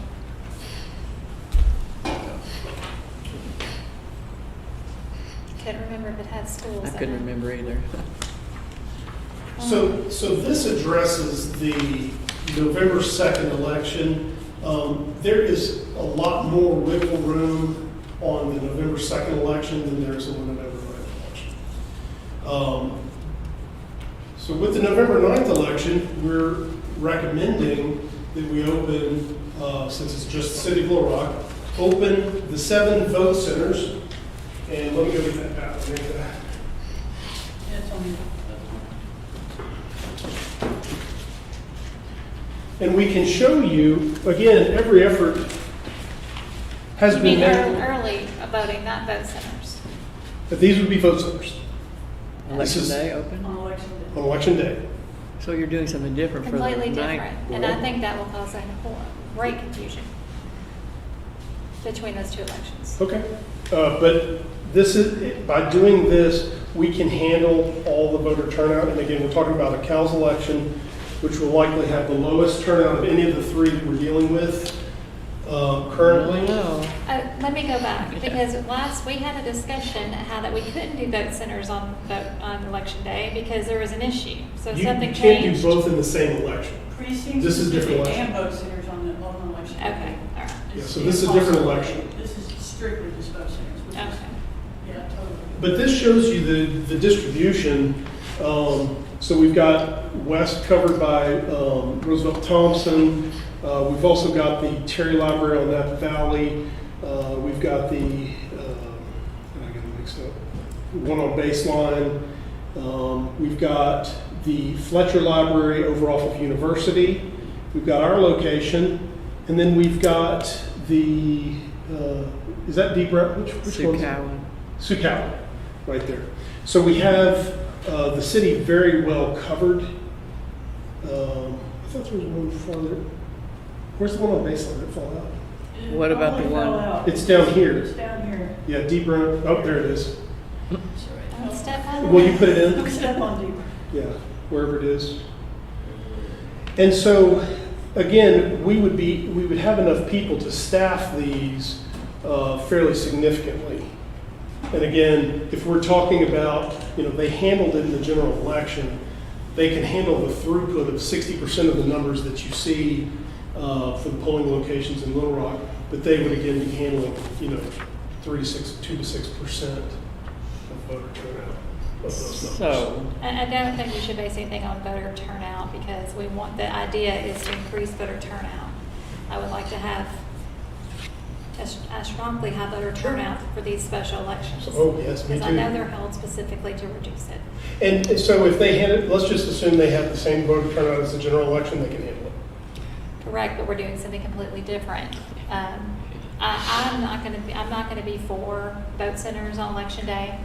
I'm going to be for exactly what we did for the City of Little Rock special of the 14th, that we're going to have to replicate that in the CALS election because they're both City of Little Rock special elections. and those, you're having them open on election day Right. Right. rather than serve as early voting. Is that correct? Right.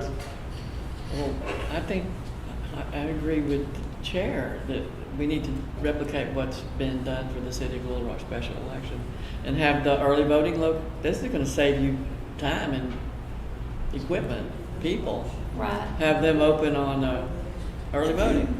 And then I don't have any problem with having the super polling places for the school board elections as long as that we're covering all those areas. But I do have a problem doing something different in two Little Rock special elections. I'm afraid it will create confusion for one. Okay. They do one thing this election, then it's like they won't, you know what I mean? That to me is a huge worry because it's so close together. So we've done some back of the envelope calculations. If we do these, what we were talking about earlier in the November 2nd election, we opened 68 polling locations, we used the super polls and everything, so that's for the November 2nd. We would have enough equipment to do the 51 or 52 polls. So in this September 14th, we had 51 polls because Templeton and I was not available. We could still go with 51 or even go with 52 and probably have enough equipment to do that. I do need to make the board aware, though, that the logistical complexity of opening all polls on November 9th and all polls on the 2nd is going to mean that equipment deployment and retrieval will be happening simultaneously in both elections, which that adds a layer of complexity that opens the potential for problems. We have very capable, Bart Moreland is very capable. He has very capable people working for him, but this is pretty complex. can be done, though. I mean, you have no choice. There are choices. Yeah, we've presented you with a different plan that is a choice. If this is the decision of the board, we will certainly do it. But I just want y'all to be, aware of the issues. I also have to point out one other thing since Jody's in the room. We use the tablet, the Express Poll tablets. The two elections have two sets of data. After an election, the data has got to be pulled off of those tablets. We're not using the same tablets for both, but the November 2nd elections, that has to be pulled off of the system and election data put onto the new, for the November 9th tablets. That takes several days to do in each direction, the pulling down and the loading up. So again, with 51 or 52 polls, it is absolutely going to add to the complexity and open room for some potential mix-ups. But Well, that's what we have you here for, to make sure that doesn't happen. I can only do what I can do, but I just want to point out to the board that those things are there. Okay. And we had this conversation at the last meeting. I said this, and everyone said, so this is going to be an issue. I know for a fact that all these different locations are going to have to be open. And you said that we've done it before, we can do it again, it's not an issue. So I don't know what's changed from the conversation we had the last meeting where I specifically said all these locations were going to be open. Pulaski County School Districts. I said all these locations were going to be open. Yeah, we did. We had no knowledge of that. We were basing our what we said on information we had at the time and all indications that we had at the time. So The question that I proposed to you prior to that, when I have an email on that, I said for all of Pulaski, all of North Little Rock, all of Little Rock, and what is that? This is fine. Not of the side. Oh, I thought it was an alarm. That would not be an issue. I specifically said all sites for all school districts being open, as well as the Central Arkansas Library for the city of Little Rock. So I guess I'm a little confused of why that conversation's changed drastically, because I brought it up, y'all said it was going to be fine. mm-hmm. So you were just, I guess, ignoring what I said when I said all sites. Let me go ahead and address that.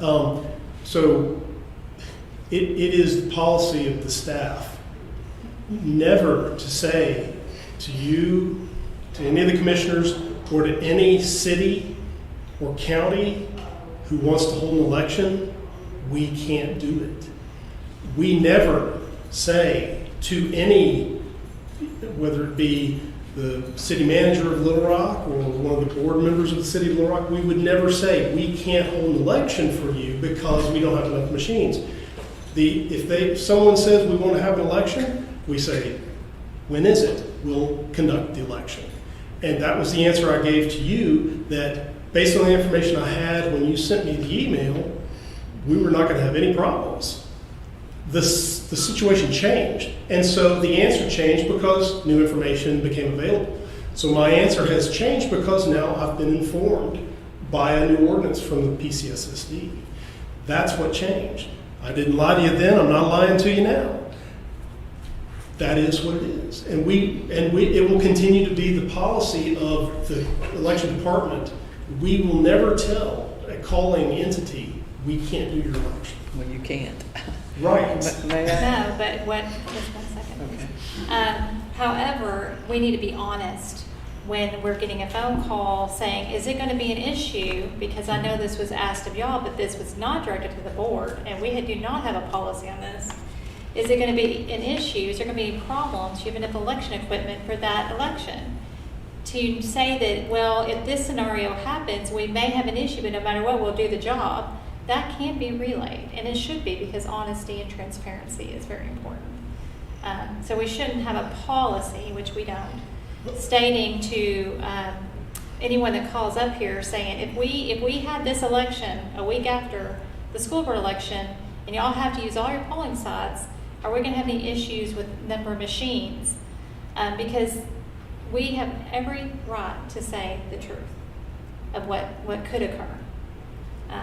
Just to be clear, just for decorum purposes, who exactly are you saying was dishonest? I didn't call anybody dishonest. You said for honesty, there's a problem with honesty. Where is that problem? I didn't say there's a problem with Okay. honesty. I I just said wanted we to should clarify. always be honest and transparent instead of giving them what they want to hear. Of course, we will do it because we shall do it because the law requires us to do it, but there's nothing that prevents us from being transparent and open about some issues that could occur with the number of machines, but we will still figure it out. They can have all the information is the point. So just so the other two board members know, and I don't know what conversations you're referring to, but I get calls from people all the time, from the city, from school boards, from wherever. They inquire about things. We have hypothetical conversations, and I talk regularly with the people that run the Little Rock election, PCSSD election, and the Little Rock election. And they have asked me, starting back, I've talked to them since back in February about various possibilities. And I'm always honest with them, as I am with anybody who walks through my door or calls me on the phone. And I tell them what the possibilities are. And anyone who asks me about these November elections, I've told them, specifically the Cowles election, I let them know there were going to be complexities. I did not tell them we cannot do this, okay? I want that abundantly clear.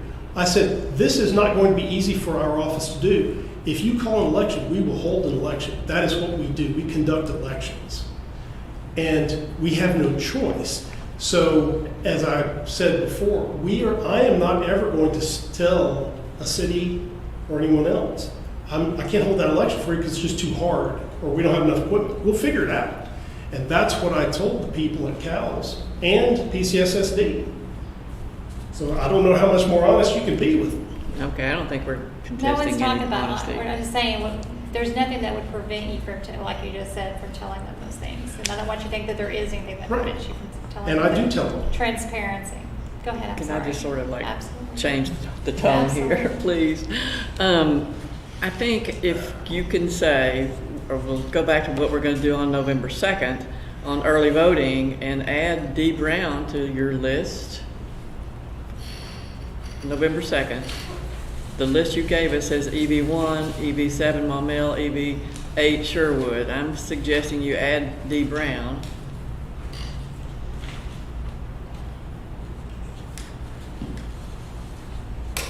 But that's not the one you had the super polls. I don't think. It's Little Rock. We need more polls in the Little Rock School District. That's where For I'm that confused election. on this sheet. Okay, let's fix this sheet here. Yeah, I'm confused on this sheet on the annual school election Okay. polls. I was There's looking at this one. items highlighted.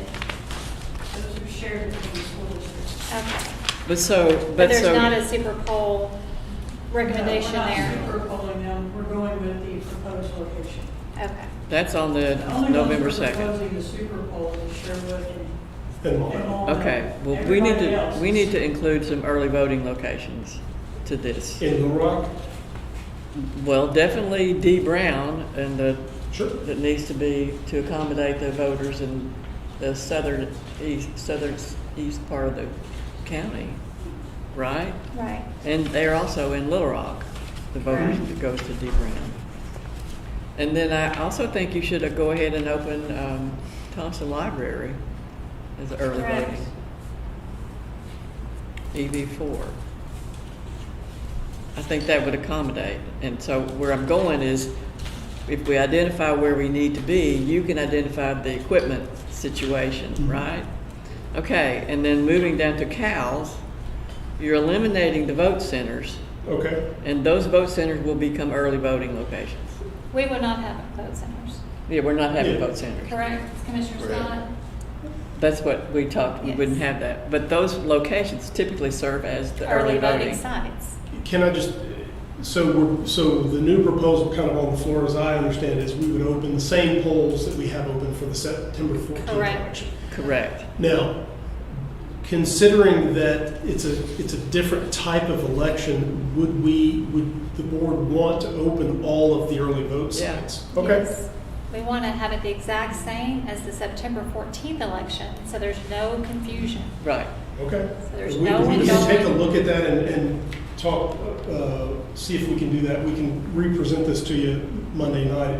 That would be good, and just keep in mind that we have the option of borrowing equipment Right. If we know how much. if we know what we need. And they're ready to help in any way they can, but we just need to be identified, and that goes for express poll books. We have plenty of Okay. The issue is, I've been in communication with various people about equipment. In the past, when we borrowed equipment, that people were getting rid of, they didn't want it, and we were doing them a favor by hauling it out of their warehouse. Back when we used the IVOs and the M100s. I'm not in a position to ask another county election commission to use their equipment. So that would be something that I would say that if commissioners, if you have any idea where we can get equipment, please inquire. But I don't think we're going to need it right now. We need that answer by Monday. Yeah, we absolutely. don't know if Okay. we need to go ask Saline or Faulkner County, Sure. hey, can we borrow some stuff? Just again, the back of the envelope looks like we're getting close by adding those EV sites in, but I think we're still probably okay.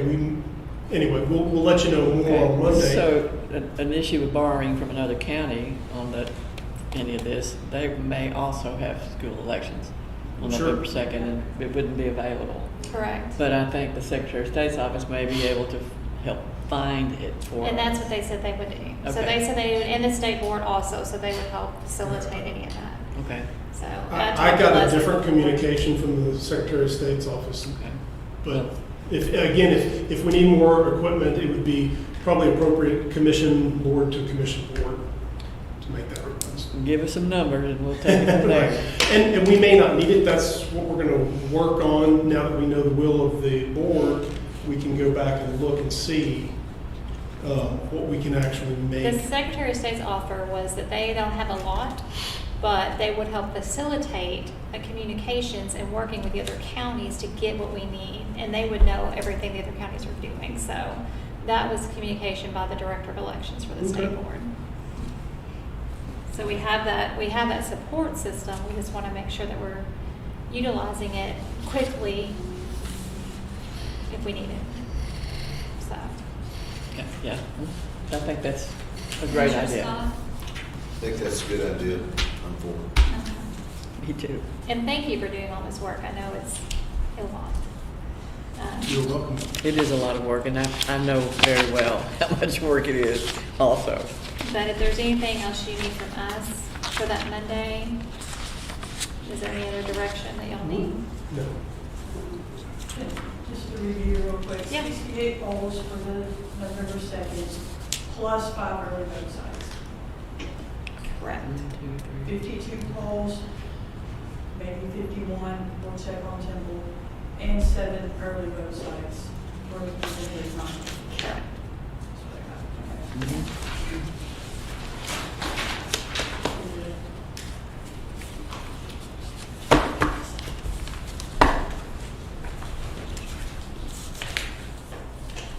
So we discussed the Little Rock, we discussed the polling locations equipment needs, we discussed the Central Arkansas Library, we did the polling document, we discussed the polling locations equipment needs for that as well. And we will need to come up with the dates for all those meetings for the November 9th too, and see if we can combine some of those. Yeah, if I can just address that. Sure. I propose that all of the meetings, dates that we have scheduled for November 2nd, we just piggyback the 9th onto those because the deadlines are only a week apart and we need as much planning time as we can get. And there's no reason to duplicate meetings because they're going to come fast and furious anyway. As long as they fall within the statutory requirement, I'm fine with that. So all the statutes set deadlines when it can't happen beyond that. It doesn't, you can meet as early as you want to, within reason. Within reason, like provisional, things like that. Oh, that stuff, right. Yeah, Right. those would be different, but the coding, the election, the ballots and all that, We can do it together. we can do together. I'm fine with that. Yeah, Mhm. I'm good with that. Okay. Under new business, we have the election department budget. So I received an email back last week about the departmental budget. The budget process in Pulaski County happens the same way every year. It's, we get what our budget was last year, what we have spent up to this point this year, and what would we like in the next year's budget. We have roughly 2 weeks to review it and get it back to the comptroller's office, and then that's that. There is, the legislature this year did pass Act 756. It lays out some guidelines for commissions to propose to the comptroller or the county judge the expenses for elections as you all would like it to be. What I provided for you all, first of all, on the SharePoint, there are the statement of operations for 2019 and 2020. So that shows you month to month what was being expended in both of those years. The important thing to keep in mind, well, first of all, I did ask someone from the comptroller's office. Well, I contacted the comptroller and asked if there was anybody from his office that could come and just answer any questions that you all might have on the budget process. No one was available. The election department, for at least the last decade, we basically have two budgets. We have an even year budget, and that's for gubernatorial elections, presidential election years. Those are substantially the same. As presidential election budget might be a little bit more, but generally we have about the same expenditures whether we're electing governor or electing president. In the odd year budget, those budgets are significantly smaller because we're only having school elections and special elections. So the quorum court is used to seeing two budgets come out of our office. And I mean, I have been part of that off and on for years, and I have heard them say from the dais that, oh, this is the even numbered year budget. That's why it's bigger. And others would say, oh yeah, that's right, okay. And then they would just move on. So they are accustomed to seeing the same two budgets come up year after year. And again, with minor changes. For example, last year we had some additional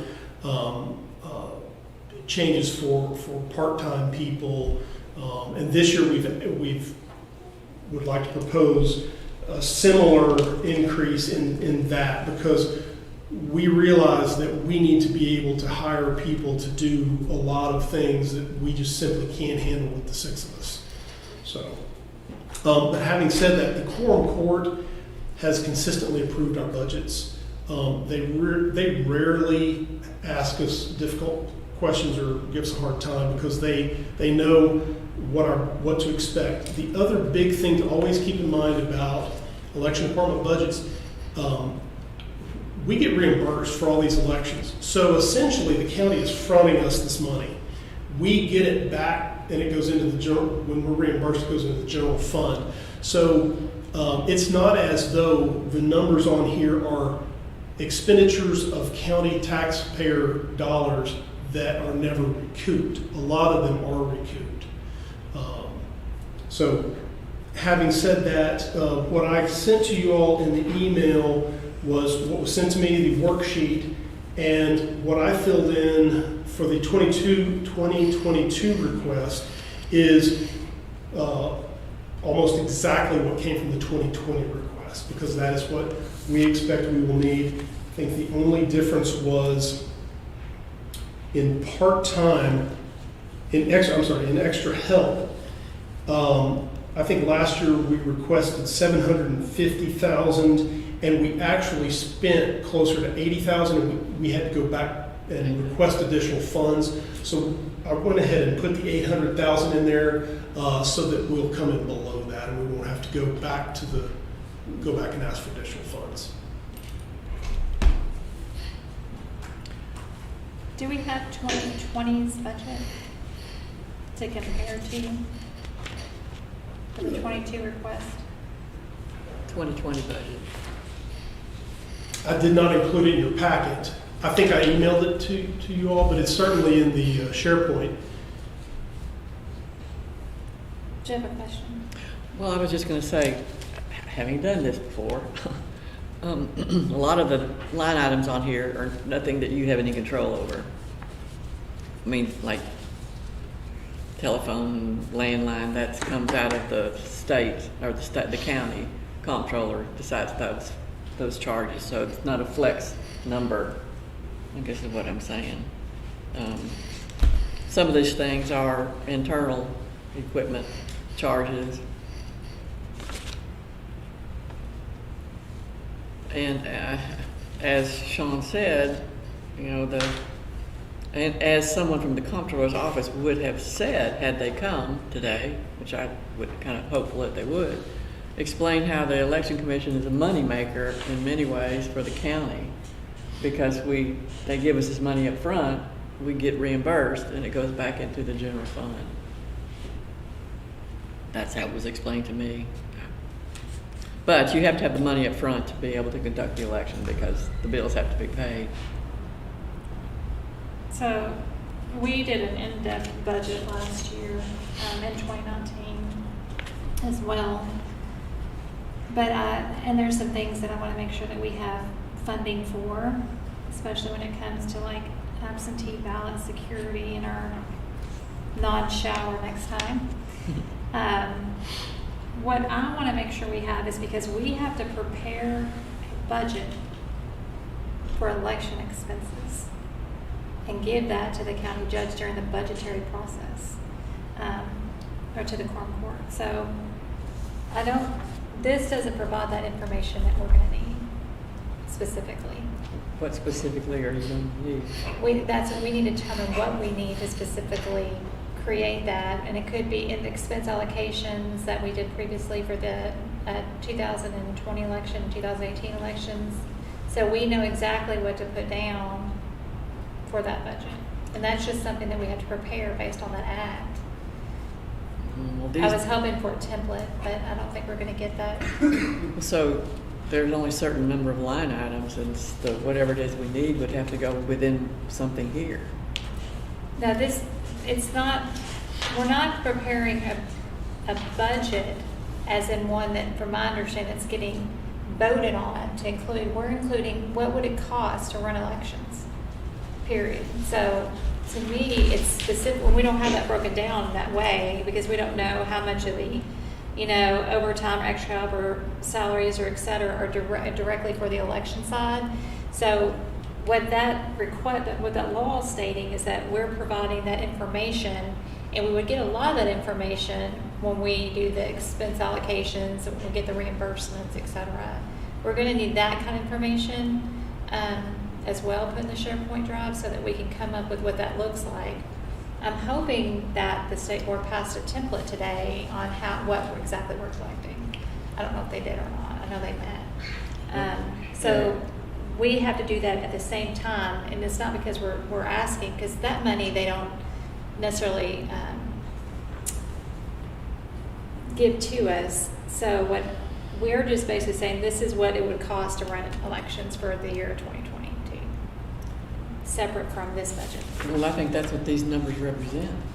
These numbers don't represent that because these numbers cover everything that's going on for the entire year. But every request for reimbursement that the county election commission submits to, like the state board for primaries, has all that broken down. Every reimbursement request sent to the entities, the cities. It does not have and the staff school. because they do not reimburse for staff. They only reimburse for poll workers. They do not reimburse their salaries. So there's a lot of information. That's the part that they're trying to gather, is all that information. So we're going to need that information because it's different than that. What they reimburse for poll workers, they do not reimburse for county employees. Well, so I'm not sure that that statute, that new law says that quite explicitly. It goes into, You have a copy of it? not with me at the moment, but it just goes into the different expenses and to provide that budget. Well, it also says some reference to submitting or in a manner that you can. Yes, Sean, do you have a question? Or do you have a comment? I was just going to answer, I have the law, the act here. Okay, could you read that for us? It does, I think the relevant section that Commissioner Inman is referencing, it says, the commission shall transmit the election budget estimate during the same time and in the same manner as is required of other county departments and county elected officials in writing to the county judge or the comptroller. Is that the shortened version from the? This is No, this is the fact. statute. Okay. This is the I act. just copied the relevant part. And I know it was more detailed in a different bill that did get passed, so I'll make sure I'm looking at the right one. That's where it starts at the bottom. And- Okay. And Chairwoman Starr, I think you may be referencing a section lower down where it enumerates things like equipment, supplies, publication costs. Right, maintenance. yes. Yes. Yeah, it gives information of what has to be reported. But it's And those also, are categories. it also seems to say, or the manner in which the county comptroller or whomever receives it. Have we received any guidance from the state board on this new requirement? No. Interesting. I have a question about the, whether expenses related to redistricting are included in this. Are they properly covered and so forth? As far as I know, there's no specific line item for redistricting. Okay. We requested it, we sent it. What expenses do you anticipate for redistricting? Having a group redistrict our lines for us, draw the lines. That's the Like expense. quorum court districts? The quorum court districts and establishing election districts. I think in years past, the Secretary of State's office and through GIS has offered counties that assistance, and I know MetroPlan in the past has also done it for Pulaski County Election Commission. I understand that, but MetroPlan is made up of elected officials and of the county judge, and I think that's a conflict of interest. And I saw the map that they just sent out yesterday that we did not request. That was highly inappropriate, and it was basically created for the JPs. We weren't notified of it. And I'm really concerned there's going to be confusion because just the Ps are going to think that's the map. But it has basically, I mean, it's upside down 98.2, whether it's white or black. It doesn't take into account the Hispanic population growth or if there's a 10% threshold on that. And it's based on incumbents. It's not based on contingency. It's not based on compactness. So there's an issue if this violates the Voting Rights Act. So that was not approved by this board, that map. I don't know if you got a copy of it. Did someone send it to you or not? But I got a copy of it. I didn't get a copy. I got an email. I got emails from just the peace members. Asked me if,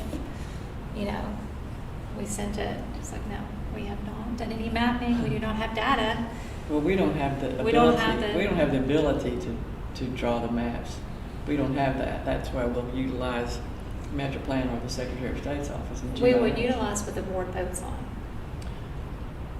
We're But not some of there us yet, actually though. do have the ability to draw, but I don't prefer not to do that.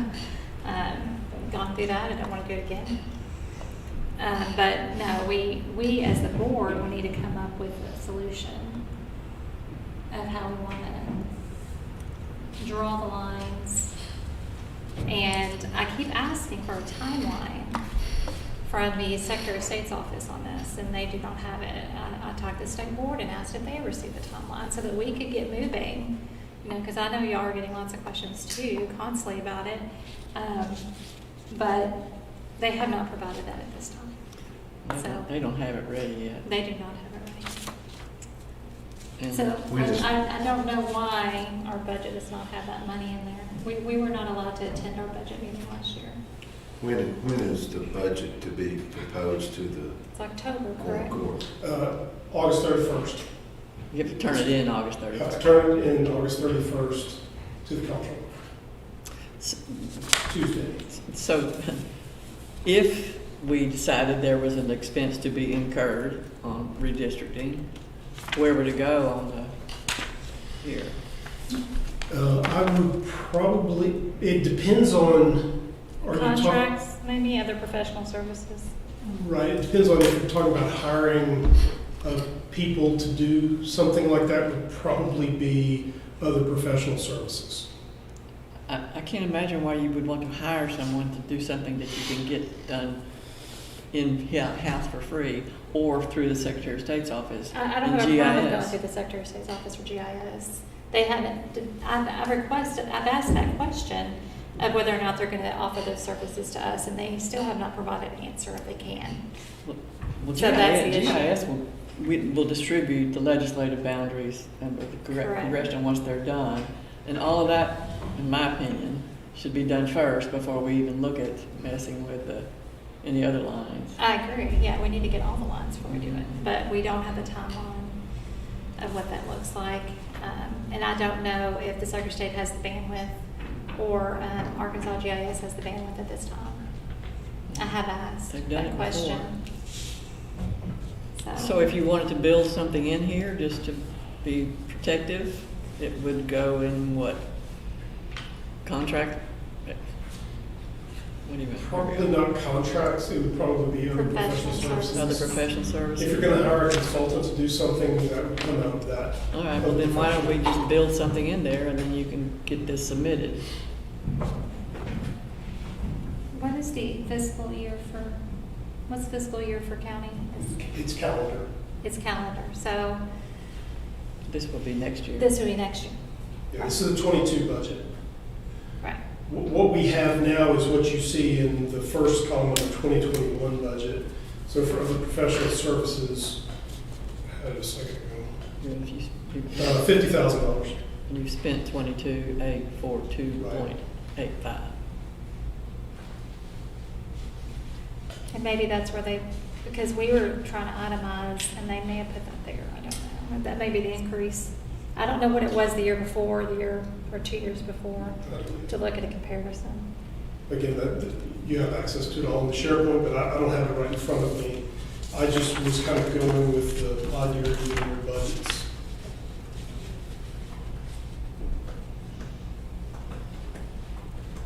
Now, if we utilize a service like Pulaski GIS or something like that, there may not be fees involved with that, I'm not sure. Not 100% sure. This says that the county, we determined that an appropriate amount of money's been allocated. We are done. We have to vote on that. Let's see. Say that again, I'm sorry. It says we have to vote on the appropriateness of this budget. Or you mean the election budget? Well, this is all inclusive. That's the question, is, from my understanding, unless something changed, there were two separate budgets. It's the budget that we're submitting, and then the budget for election expenses, just to show how much we spend. It's not something that is money's going in and out of, it's simply, this is how much we would spend. It's not a document like this, it's getting approved by the court. But I will verify that before our Monday meeting, since we're on a tight timeline.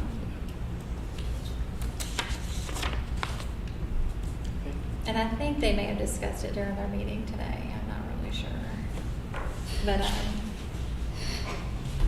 don't know, on Monday.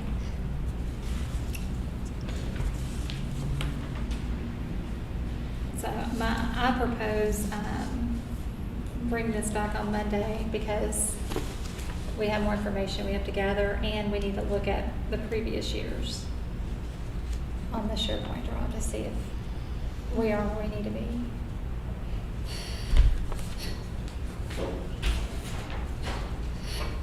specifically 2020. Agreed, and move the table until then. All those in favor? Aye. Okay. So this is homework.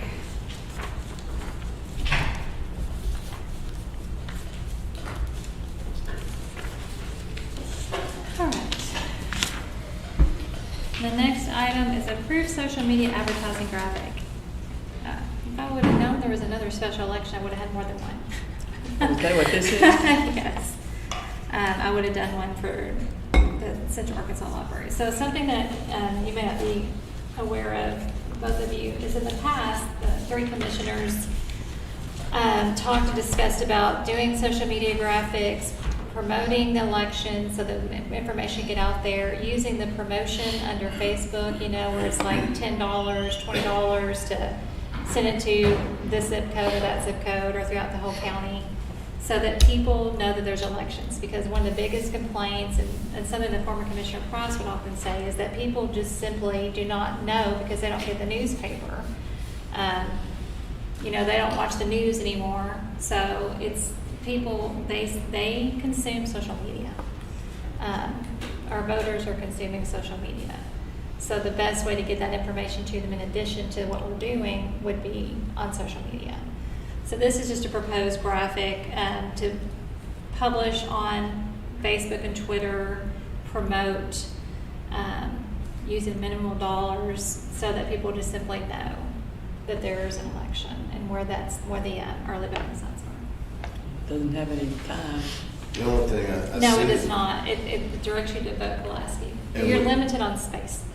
And we aren't reining in the difference between the early voting. Do you think that might be a problem? Say that again. Well, we're saying that early voting is running through the 13th, but we know it's not running through the 13th on the off-site early voting, right? Right. Would that be So confusing? that would be Somehow we confusing. gotta deal with that? I could redo it and designate the differences of the days. I think that would give you enough space to So do that. why are you doing graphics for the board?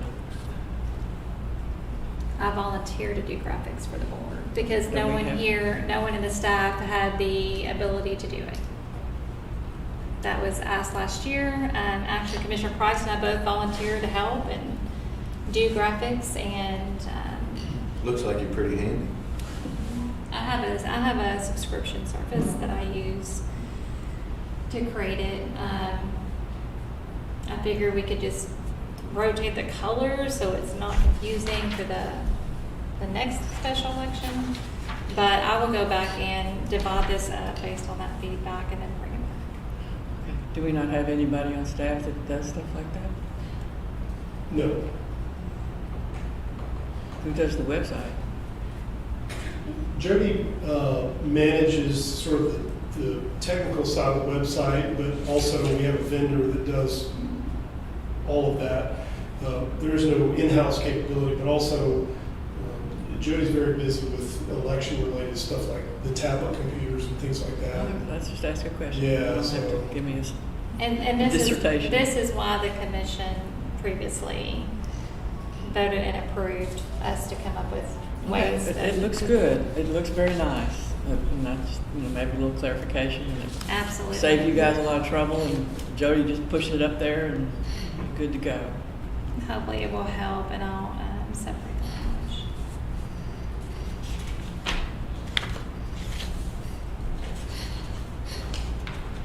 And then bring it back. Okay, thank you. All right, our final item on the agenda, not our final, I'm sorry, but our final in new business is review and approve board policies. So I sent an email at 4:50 p.m. with these proposed policies. One of them is a communications policy, and the goal is to replace the current policy that's listed on the website that says 2020. So it's specific to the year 2020. It's not, it doesn't go beyond that. The second one is a policy on qualifications for the appointment of the Pulaski County Elections Coordinator. And it is to basically go into kind of an addition to laws that were passed in this session regarding supervision and ensuring that expectations are understood clearly, because I don't think that we've done that in the past. This is a format as well that you'd be looking at. It's the format of policy number, the year, the number is the first one or the second one, identification of that PN 21-01, PN 21-02, so that we have some standardization in policies. And this gives like the Board of Election Commissioners, this is a draft of course, the division, the location, where we are, the type of policy. This, for example, is communications. Effective date, if it was passed, would be today or whatever date it was passed. And then it just goes down on the very bottom of something that we requested all of our documents to have is the identification of the Pulaski County Board of Election Commissioners, the date it was reviewed, date it was approved, similar to what we're doing in the minutes. May I comment? I was going to let you all take some time to read it.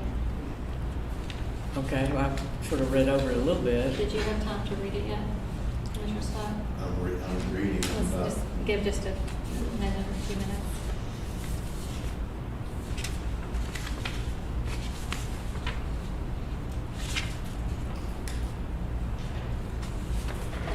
On the fast reader.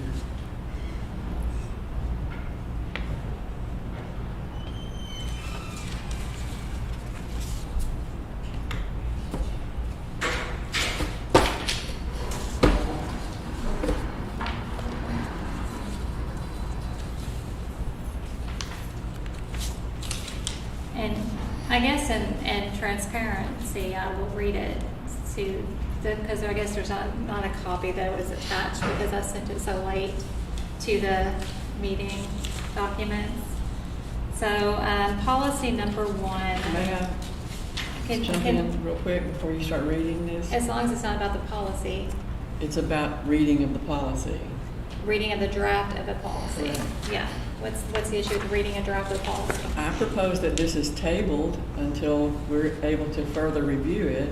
And the county attorney has looked at this, as has Human Resources Department, because there are job descriptions for this position already. This is not for a job, this is for appointment. It's a job. This is for the appointment of an election official, because if we do not appoint somebody as election official, we are not firing that person. We're simply removing them from duties specific to elections. I still propose that it is reviewed by the county attorney before we go forward with any consideration of either of these policies. Do you have any comments? We got them only this afternoon at 4:30. It was for, I don't know that we have to have a review of that for us to consider it.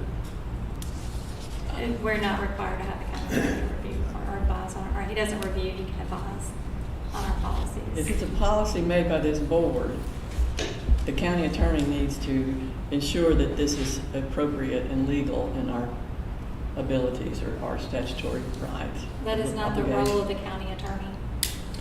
Do you And have I'm a saying problem? that Do you have a because- problem asking for the county attorney to review these policies? I do not have a problem with sitting at the county attorney group to look at, but the county attorney has made it very clear in the past year and a half that he does not provide anything other than advice on civil matters, and that is it. That is it. Well, I object to them. Because being we that. actually had this Never issue reviewed. last year because we didn't know who we were supposed to go to. Was it the county attorney, the prosecuting attorney? And it was made very clear on what items that the county attorney would advise. One thing he has advised, though, is to put things in the policy. So we don't have the issues that we've had. So I put them in the policy so that it's written down and we don't have any issues because we didn't identify the policy, just like we're going to be doing with the destruction orders. I still object to doing this today. I'd like some time to study them and review them myself. Commissioner and Ms. Maynard read a motion to not review this and table it? All those in favor? Aye. Okay, it is failed. So I'm going to read the draft of the policy. This is not an approved policy. This is simply a proposed policy. And this policy is replacing the 2020 communications policy that's on the website. So it has very similar language. This is a communications and social media policy. The definitions for the purpose of this policy: the Pulaski County Board of Election Commissioners will be referred to as the board. The Director of Elections will be referred to as the County Election Coordinator. Number 2, email. All electronic communications regarding elections, related duties, early voting, election officials, voting machines, freedom of information requests, or any other election-related activities shall be copied and forwarded to the board by the County Election Coordinator or board designee. 3, interviews. The County Election Coordinator or board's designee shall inform the board regarding requests for interviews or statements to the media. The County Election Coordinator or County Election staff shall not speak on behalf of the board unless designated by the board or the board's designee. Meetings. The County Election Coordinator and County Election staff shall maintain professional decorum in all proceedings and interactions with the public and other designated election officials. All public meetings will follow the informal Roberts Rules of Order for small boards and commissions. All public comment will occur in accordance with the meeting agenda unless an exception is provided by the board. All public meetings shall be recorded as required by law, and recordings shall be made available on the board's website. If available, all public meetings shall be live streamed with a link printed on the meeting agenda. The meeting agenda, minutes, recording, memos, links to live stream, and relevant meeting documents designated by the board or the board's designee shall be made available on the board's website in a timely manner in accordance with state law. A member of the Pulaski County Board of Election Commissioners, PCBEC, who may be enabled to attend an in-person meeting may vote via video conferencing with approval of the board and so long as notice has been provided. Elections. All mandatory notices will be published in a countywide newspaper as specified by law. All mandatory notices will be disseminated via the electronic mailing list. All mandatory notice will be posted to Twitter and Facebook in a readable format. All mandatory notice will be attached to the meetings and placed on the website following approval for publication. Social media. Social media, Twitter and Facebook shall be utilized in addition to publishing requirements detailed in state law to ensure the public is informed. Approved meeting agendas, notices of election, early voting information, election deadlines, and election results, including amended, shall be posted on the board's social media accounts if available. The board or their designee may require additional information to be posted or shared on the board's social media accounts. YouTube links to the board's live stream shall be posted in the text of all social media platforms to allow for ease of access by the public. The board's social media page or handle shall not like or follow candidate pages, campaigns, or groups with issues on the Pulaski County ballot. Sharing obscene posts or tweets is prohibited. All social media activities shall be conducted in accordance with the board's direction or the board's designee. This policy does not prohibit a designated election official from answering questions presented by a member of the public, so long as state and federal laws regarding partisan activity or campaigning with regard to ballot issues are observed. Take a drink. Official documents. All templates, agendas, memos, letterheads, and the like shall reflect the correct name of the Pulaski County Board of Election Commissioners. The board or their designee may review and update any document bearing the board's name or any document under supervision unless otherwise prohibited by law. And passwords. A board member designated by the board shall be provided login information access to all board accounts, included but not limited to social media platforms, live streaming services, election night reporting, and others not named here and determined on an as-needed basis by the board. And that is the communications policy proposal. The second policy proposal, policy number 21-02, qualifications for the appointment of the Pulaski County Elections Coordinator. Definitions. This policy topic, is called election officials. For the purpose of this policy, the Pulaski County Board of Election Commissioners will be referred to as the board. The Director of Elections will be referred to as the County Election Coordinator. Background. Following the passage of Act 950 of 2021, the board has responsibility for the supervision and appointment of election officials, including county employees designated as election officials. Requirements. The board may designate an election official to serve as the county election coordinator. If appointed, the county election coordinator shall be responsible for the day-to-day operations and conduct of elections on behalf of the board in accordance with law. Knowledge, skills, and abilities. Knowledge of election administration, relevant laws governing elections. Knowledge of relevant lawful human resource policies and practices. Knowledge of budgets, election expense allocation, procurement, and state funding. Knowledge of the Arkansas Freedom of Information Act. Knowledge of state and federal retention schedules regarding elections. Knowledge of publication requirements regarding elections.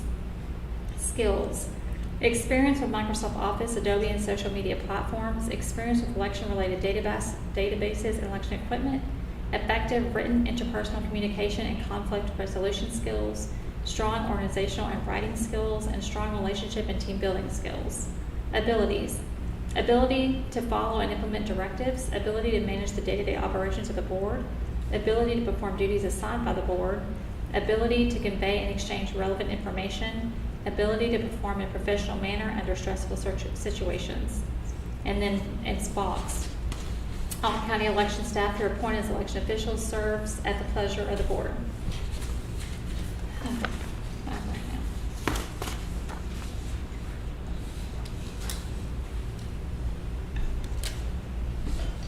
I've got a question. Yes. On the first policy, page 2, when we talk about at the very top of the page in a readable format, Mhm. do you think we should specify what we mean? And- What is a readable format? The problem with being too specific on things like that, and Jody will probably tell you that with technology things change. So what's readable now, or what's readable and available to Facebook is different than what's readable and available on Twitter versus what's on the website. So having it generic prevents that having to go back and constantly update or have 15 different items underneath the definitions, if that makes sense. You mean a readable format to these platforms, or are you talking about to human beings? Human beings. Okay. Yeah. Just so they can see it, read it, Okay. open it, unless they don't have the ability to do so. But that's a good question.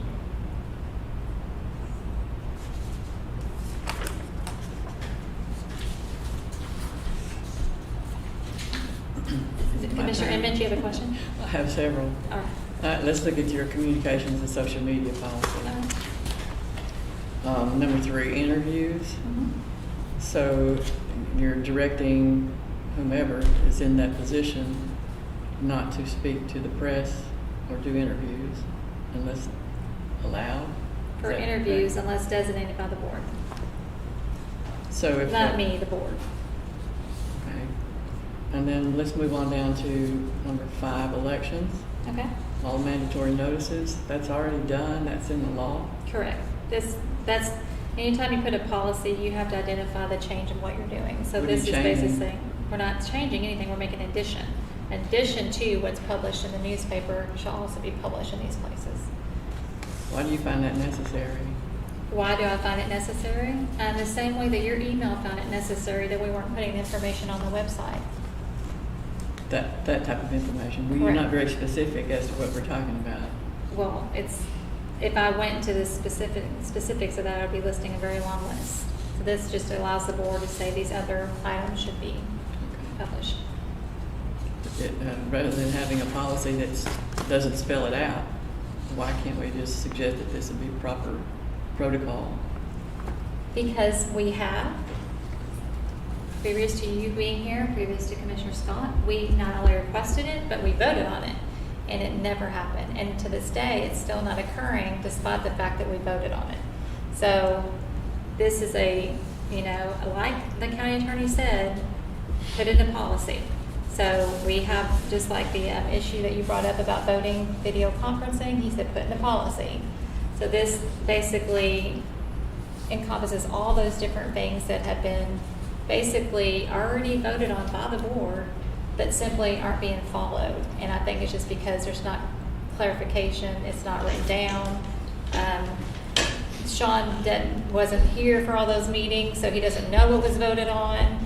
And this makes it very concise that these are exactly the things that have been voted on in the past, but this is the policy so you can see it and read it and know what it is and know the expectations. Okay, so, but you're not saying how you want it done, so that's something we're going to have to That's say. a process. That would be separate from policy. Okay, next, passwords. Yes. I have a problem with that Why do you have a problem with because that? of the election night reporting and other sensitive items that should not be in the hands of one of us. So, it shall be in the hands of one of us, because one thing that the state board found is that we were not doing certain things that we had no access to. So, we were held responsible for staff not doing an action, whether it's something on election night reporting, anything else, that we simply had no access, and that was not an excuse they allowed. It simply requires us to have access. It requires one person, not us. It says the board would designate that because you don't want all three people having passwords. And you don't want somebody having a password that doesn't know how to perform the function that you're getting the password for. The people here do, and you even with what you guys didn't do right because you didn't have access, you could have told the staff to do it That and follow up and make sure we it did was. tell the staff to do it. So Well, having a password is not going to get you where you need to be, and No. that's a danger, in my opinion, for one of us to have this password in their possession. is it a danger for the 74 counties that do it currently? I don't know that they all do that because the person charged with doing it They is don't either have staff. So how do you think the other counties are handling their election administration if they don't have staff? it's the county clerk or someone in the county clerk's The office. county election commissions that are handling, rightfully, because the county clerk should not be handling elections because it's a conflict of issue, a conflict of interest, as well as the fact that you're double dipping. You don't, in every single thing, and this is, I think, where the law really is an issue. In everything we do in society, we separate roles to make sure there's checks and balances. So you, especially like in a bank, you don't have somebody going in the bank with certain roles. We definitely see it in the state. I mean, we get audited if people do not have, if they're not, those roles aren't dispersed across. You don't have somebody with the ability to create the ballot, approve the ballot, create a voter, assign the voter, get the ballot, count the ballot, because that is a conflict of interest and the separation of powers is not there. Those roles are typically segmented out in every aspect of the population.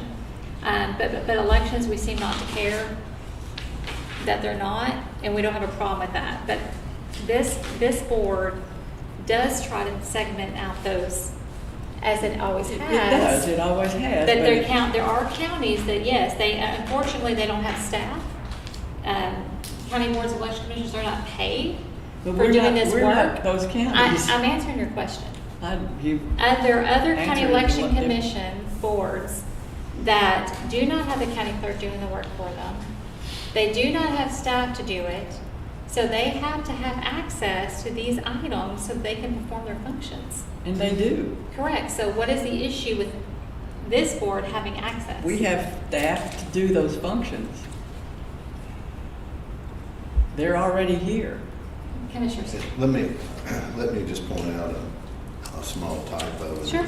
Page 2 of the policy number 1. Okay. Fourth paragraph down, third line, about 2/3 of the way out there. I believe it says with the board's direction or the board's designee, right? Not, The board or their designee may review, and is that where you are? right, well, it says all social media activities should be conducted in accordance with the board's direction, or it says their board's designee, it should be the board's designee, right? Which page are you Yeah. at? Can you show me? I'm sorry. Yeah. I think I was looking up. Oh, I was looking up higher. Okay. Should just be the, Sure enough, seeing that all social media activities shall be conducted in accordance with the board's direction, or it should be the, yes. Okay. A minor typo. Sorry about that. It's funny, I read to myself about 20 times and it sounded What right. happened? Part of proofreading. What you write. Yeah. I'll just reiterate my objection to the password part, and then I'd like to move on to the other one, Are you ready to qualification respond to the thing. other one? Sure. All right. What's your question? Okay. Commissioner Inman. Well, so, under requirements, the board may designate an election official to serve as the county election coordinator if appointed, day-to-day operations and the conduct of elections. Well, that can't happen unless that person's a county employee. Correct. A county employee that you can't hire. Correct. Okay, that's, But we're still responsible for the appointment of the county election coordinator as an election official, and we're responsible for the supervision thereof. okay, it's fine, but you're gonna have to use the person that's already been hired to make that appointment. We don't have to use the person that's hired. How can you not? We did not use the person that was hired when we decertified Brian Poe. Decertified, not fired. Decertified from doing these kinds of duties. A next person came up and took that position. Actually, we asked to advertise it. The judge said he would, and he didn't. But the point is that we do not have to use the person, and as the Supreme Court decision highlighted, that is presented to us by the county judge. Well, then you may have no person. Then we may have no person, you're right. Okay. But we can provide and I think it's only fair to provide expectations for the person that's in that position, And for Sean. I feel confident that. Because he meets all these qualifications. Okay, none of these qualifications are required under law to be an election official. None of them. And they don't have to be. This is from the boards. What we want of our county election coordinator is different than what another board needs from their county election coordinator. Some boards have part-time people. Some have someone in the clerk's office that's also part-time election coordinator. So it varies by county to county. But there's already a job description in place at Human Resources That's for a the job county description election for a coordinator. county employee. This is not a job description. The same things are in it. Every single solitary one I've of looked at the these. job description, and it's not the same things. The job description is for the county employee because the county board of election commissioners cannot fire the county employee. However, they can decertify based on what they require for their election official that's election coordinator. So- This is the mistake. I am trying to remedy a mistake of last year in the best way that I think will work and that others have agreed to identify these things. Okay, the person So that is hired. if we could just speak to Well, let's just the actual policy, that would Okay, be let me, helpful. I am. The person that is hired as the county employee, under the job description as provided by Human Resources for the election coordinator, has these requirements. They're not the And same if they're, requirements, and then if they're not the same, then we need to give this to Human Resources to make them the same. but we can't. We have supervision over election-related duties. The job description provided by the Quorum Court, I think that was in 2018, because I was asked by another county for that because they're looking for an election coordinator. There's a lot of things missing in that job description, and one thing that's very much missing in that job description is the supervision of the county board over the county election coordinator. So this goes into those specifics so that expectations are clear. Okay, so experience with Microsoft Office, Adobe, and social media platforms has nothing to do with election administration. It has to do with election administration on behalf of what we're doing. Not necessarily, not in I some got a counties. motion. Yes. Move for immediate consideration of the policy. Did you say That's a policy non- or policy? Policies, it's a non-debatable motion, the way I understand Okay. There's a motion to move for the immediate consideration. All those in favor? No. it. Aye. The motion passes. And now you're gonna call the question on the policies, right? That was for the motion to consider, wasn't it? Yes. Now we need Adopt. to adopt. Oh, okay. Yeah, sorry. So do I have a motion to adopt So moved. policy 2101 and 2102? All those in favor? Aye. Aye. Commissioner Amend? No. No, I just want to make sure I got you recorded. You didn't ask who was opposed. I'm sorry? You didn't ask who was opposed. No, I didn't hear you vote. I just want to make sure I got that. All right. Next item. Sean, did you have any other business? I do not. I assume you're going to talk about next meetings. Yes, thank you. That would go under, I think, announcements. Do we have any public comment? I have Only public, I'm sorry. I'm so sorry. Only business, really, all I forgot that we had people in the room. Let me first go to the public for public comment that's in the room. I had a question. I'm a voter in Pulaski County, and I have a group of people that want to get involved in the election process. They want to be poll watchers and they want to be poll workers. Some want to be watchers, some want to be workers. So I was tasked with finding out information and disseminating that information to them. So I called the number at the top of the sheet and I asked about being a poll worker. And I spoke to a gentleman, I don't know who I spoke with, but he told me that that they were not doing any poll worker training until the spring. But now I'm hearing here that you guys, it sounds like you're hurting for poll workers, so I'm wondering why there's not a training until spring, especially with 3 elections coming up. And I asked specifically, you don't need any help for the upcoming election on the 7th?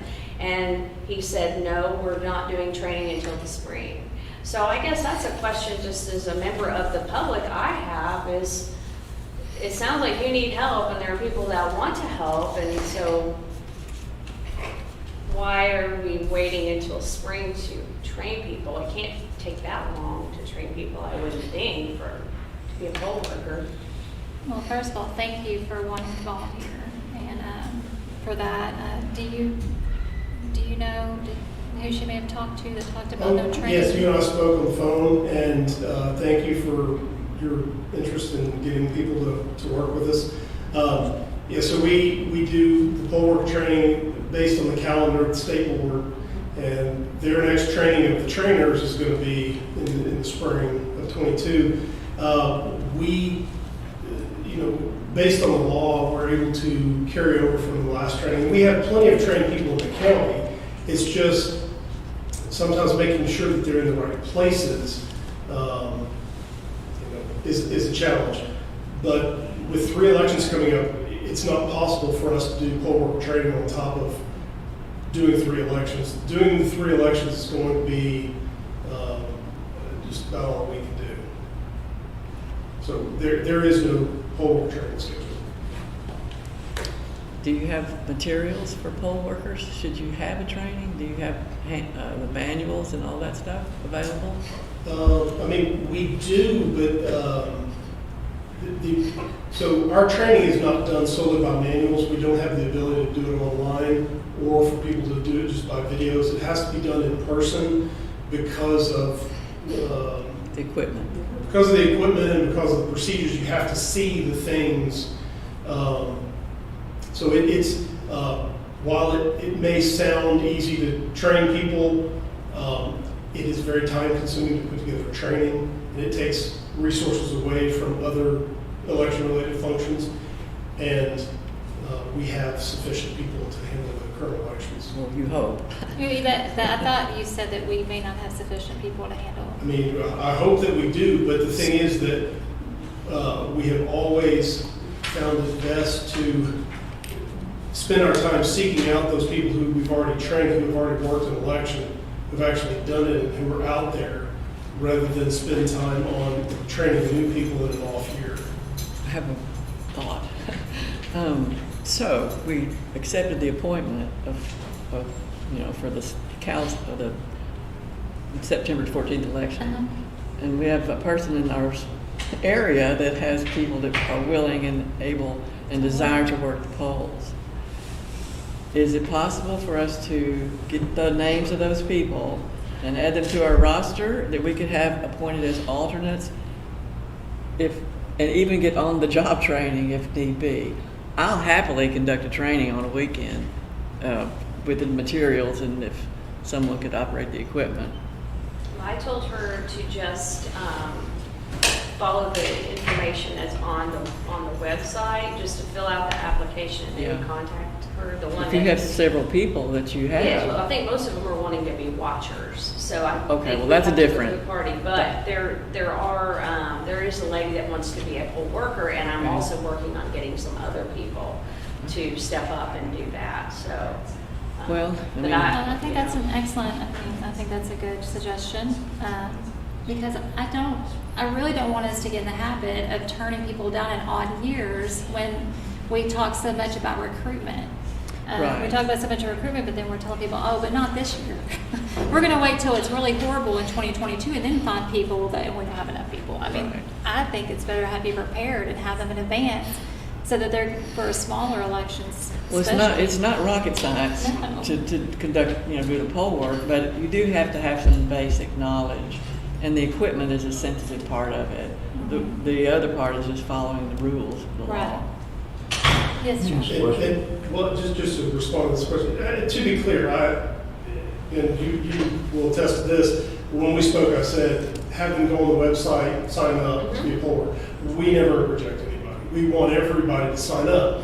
The issue is, right now, I mean, we have a couple thousand people who have applied in the system. If we wanted to train them, we could train thousands of people, but we don't have the resources to do a training for an upcoming election this year.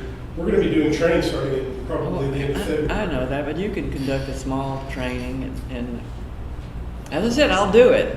I'll volunteer. Okay, I mean, that's fine. I mean, again, it does sound easy, just conduct a training, but I've done a lot of them. and again, even to support you, even if it weren't a staff person doing it, it's, setting up all the equipment, making it available that's not being used in an I election. understand how that all It works. is time consuming, and it sounds easy, I agree, it sounds like something we should be doing every weekend, but we don't have the resources to do that. But to be honest, I mean, it's something that, I'm waiting for the state board to send out all of their changes, but there are other areas that poll workers could be critical in. And one of them is like working with spreadsheets, like during the provisionals. I mean, we saw such a need during this past election of different types of poll worker jobs that they could be doing. I see that, we've always done it one way. I get that. But at the same time, there are other resources that we could be utilizing that are not all about the machines. Yeah, I think if get a significant number of new ones, people that come on, if you find you're not getting enough people to sign up for the other elections coming up, then you need to act on that real quick. Especially if we're having issues with like equipment, getting the equipment, taking the equipment back. I mean, there's no reason that we can't designate a poll worker to do some of those, working on alongside some of the staff if we're so short. I mean, we need to kind of think outside the box of other things that, imagine all the things you're getting bogged down with, that would be very helpful if you had help. Let me ask a question.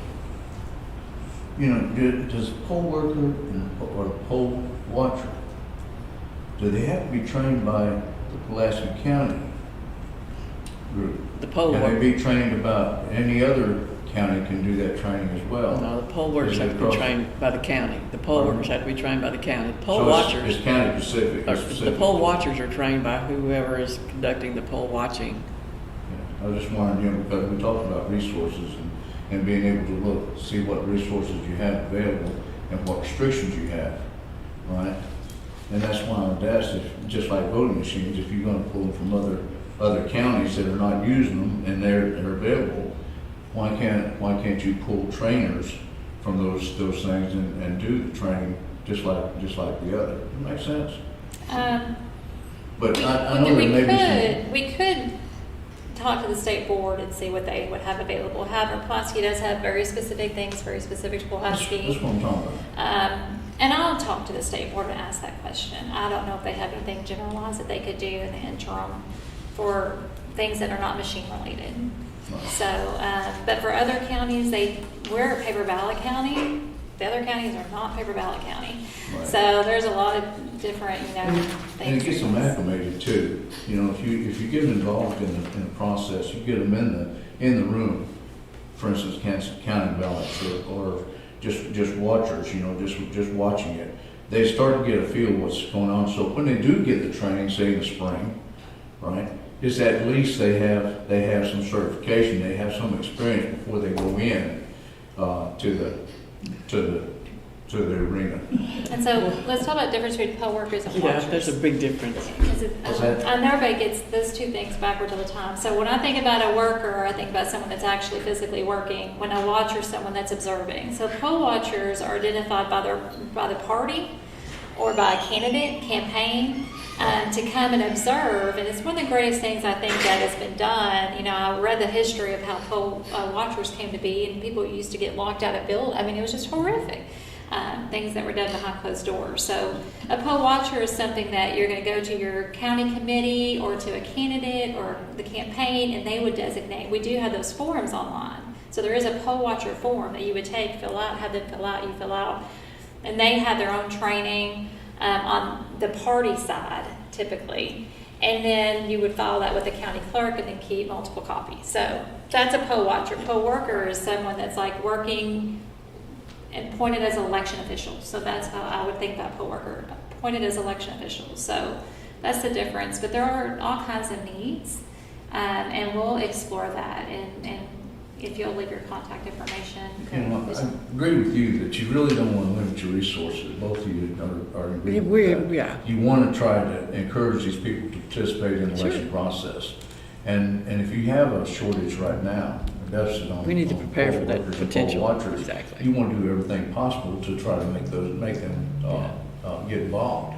For instance, can we go to the state board and can they offer any kind of resources or anything that they may be able to provide? Possibly. And that's why I asked those things. Yeah. I look Well, at good projects. I look at all the projects that I've ever worked on. I've worked on multi-million-dollar projects, and I look at a couple things. I look at time, I look at budget, and I look at resources and available resources and materials.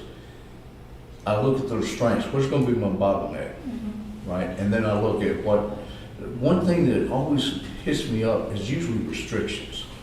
It's something just a restriction, a government restriction or something like that. It throws me off, and that's where we need to see those bottlenecks. And I would propose that if we see those restrictions, let's talk to our legislators and get them to make those changes to where we can change, if we can, to make the changes that we need. If we need poll workers or poll watchers, let's make it happen.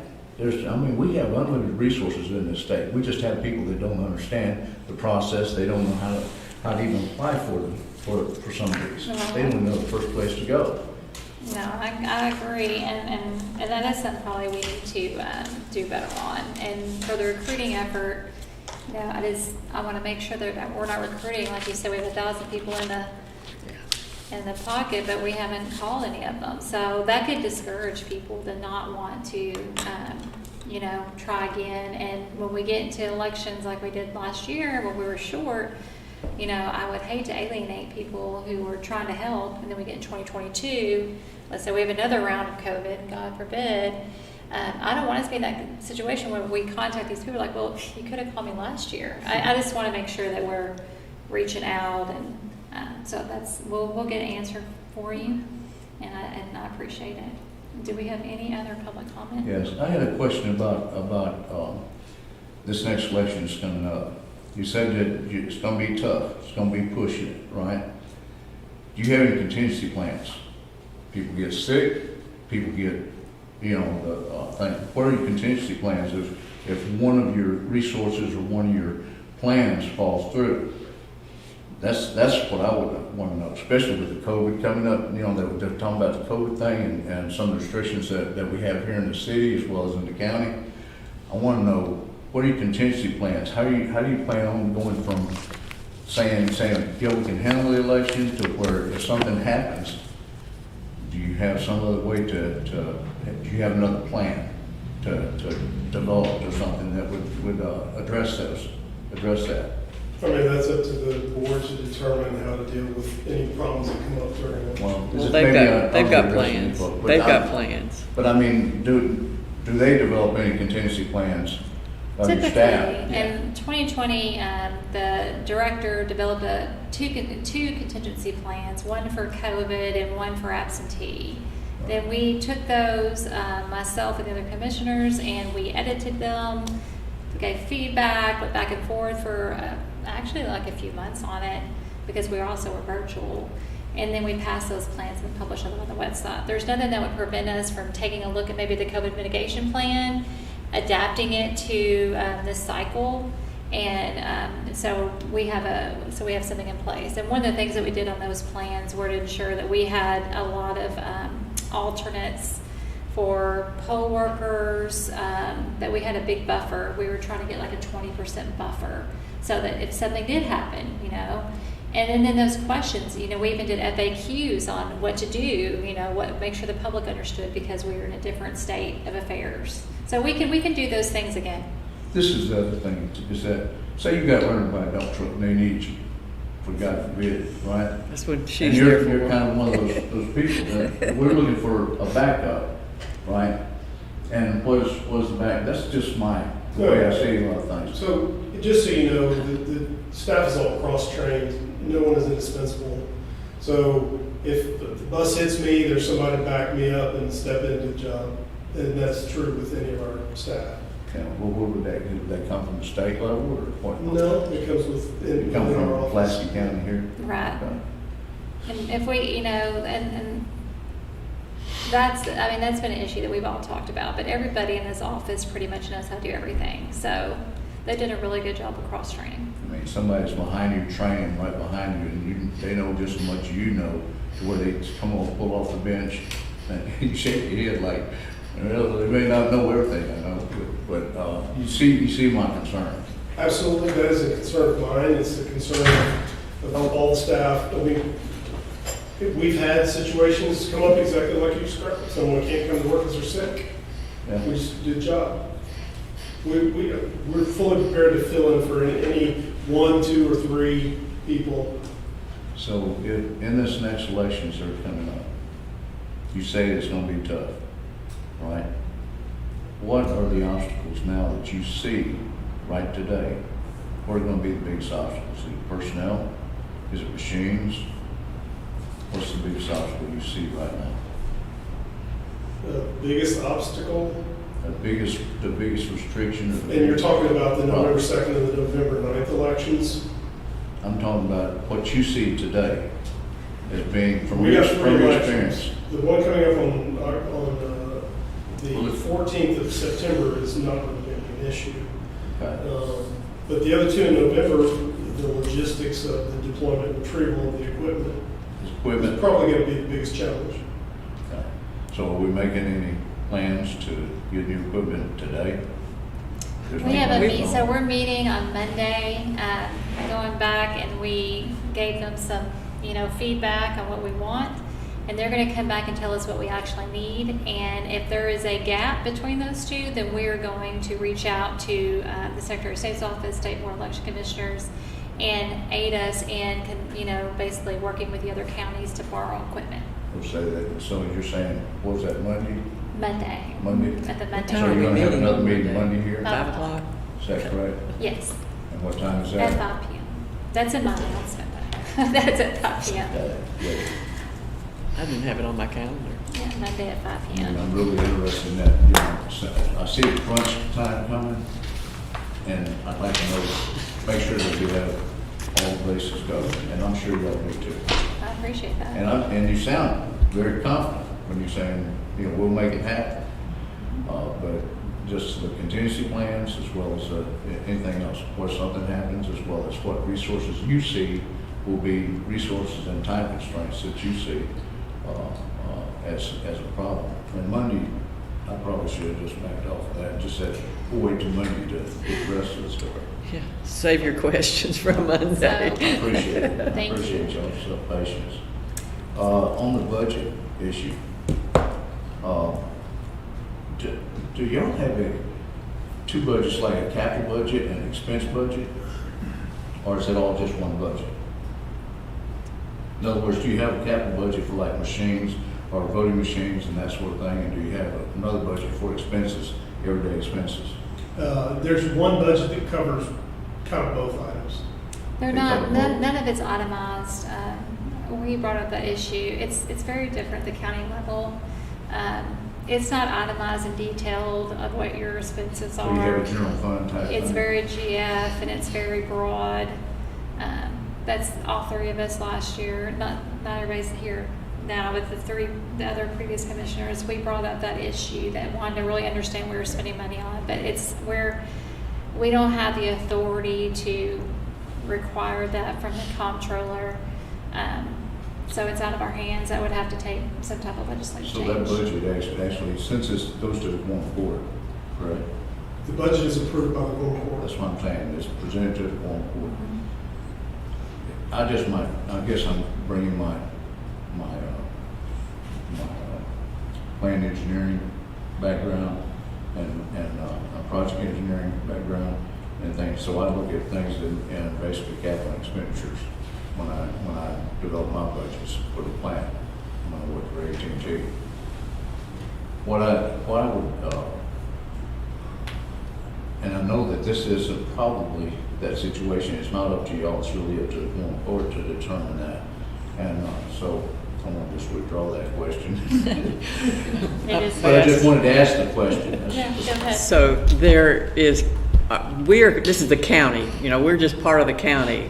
And the county comptroller with the Quorum Court controls all of the funding and the distribution. There is a line item on our budget called capital outlay. Oh, Which capital outlay. which is the big chunk of change items like voting machines or big ticket items. They fall under restrictions, bidding, and all of those things that are covered at the state level. Right. So everything is in every county office in Pulaski County, as is in every other county, are audited by the state every year. Well, I would right? say Every that, year. but it's very Oh, different. The county, Right. state procurement law is not the same as county procurement. Right. Yeah, it's different. So it does, the thing is, the proposed budget that you're putting in does have capital elements in it, is that correct? It does. Yeah, Okay. It that's what does. I'm just trying to understand. That's- it does. Yeah, it does. I appreciate y'all's, I problem. appreciate your answer, that was a good answer.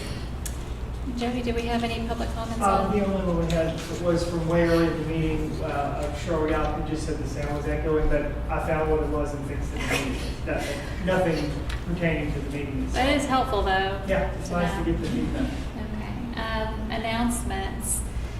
Meeting Monday, August 30th. Is that the 30th? Yes. August 30th at 5 p.m. And Sean, if you don't mind, if you could send, maybe resend that email that has all the dates that we already planned out. Sure. Yeah, please. So that we can kind of add in the school, just, you know what I'm saying? And we put it on our calendars and make sure there's no conflicts in those days. And that's the only announcement that I have. Did anyone have some announcements? Nothing. Okay. Thank you very much. I know it's late and I know we've been here longer than we would like.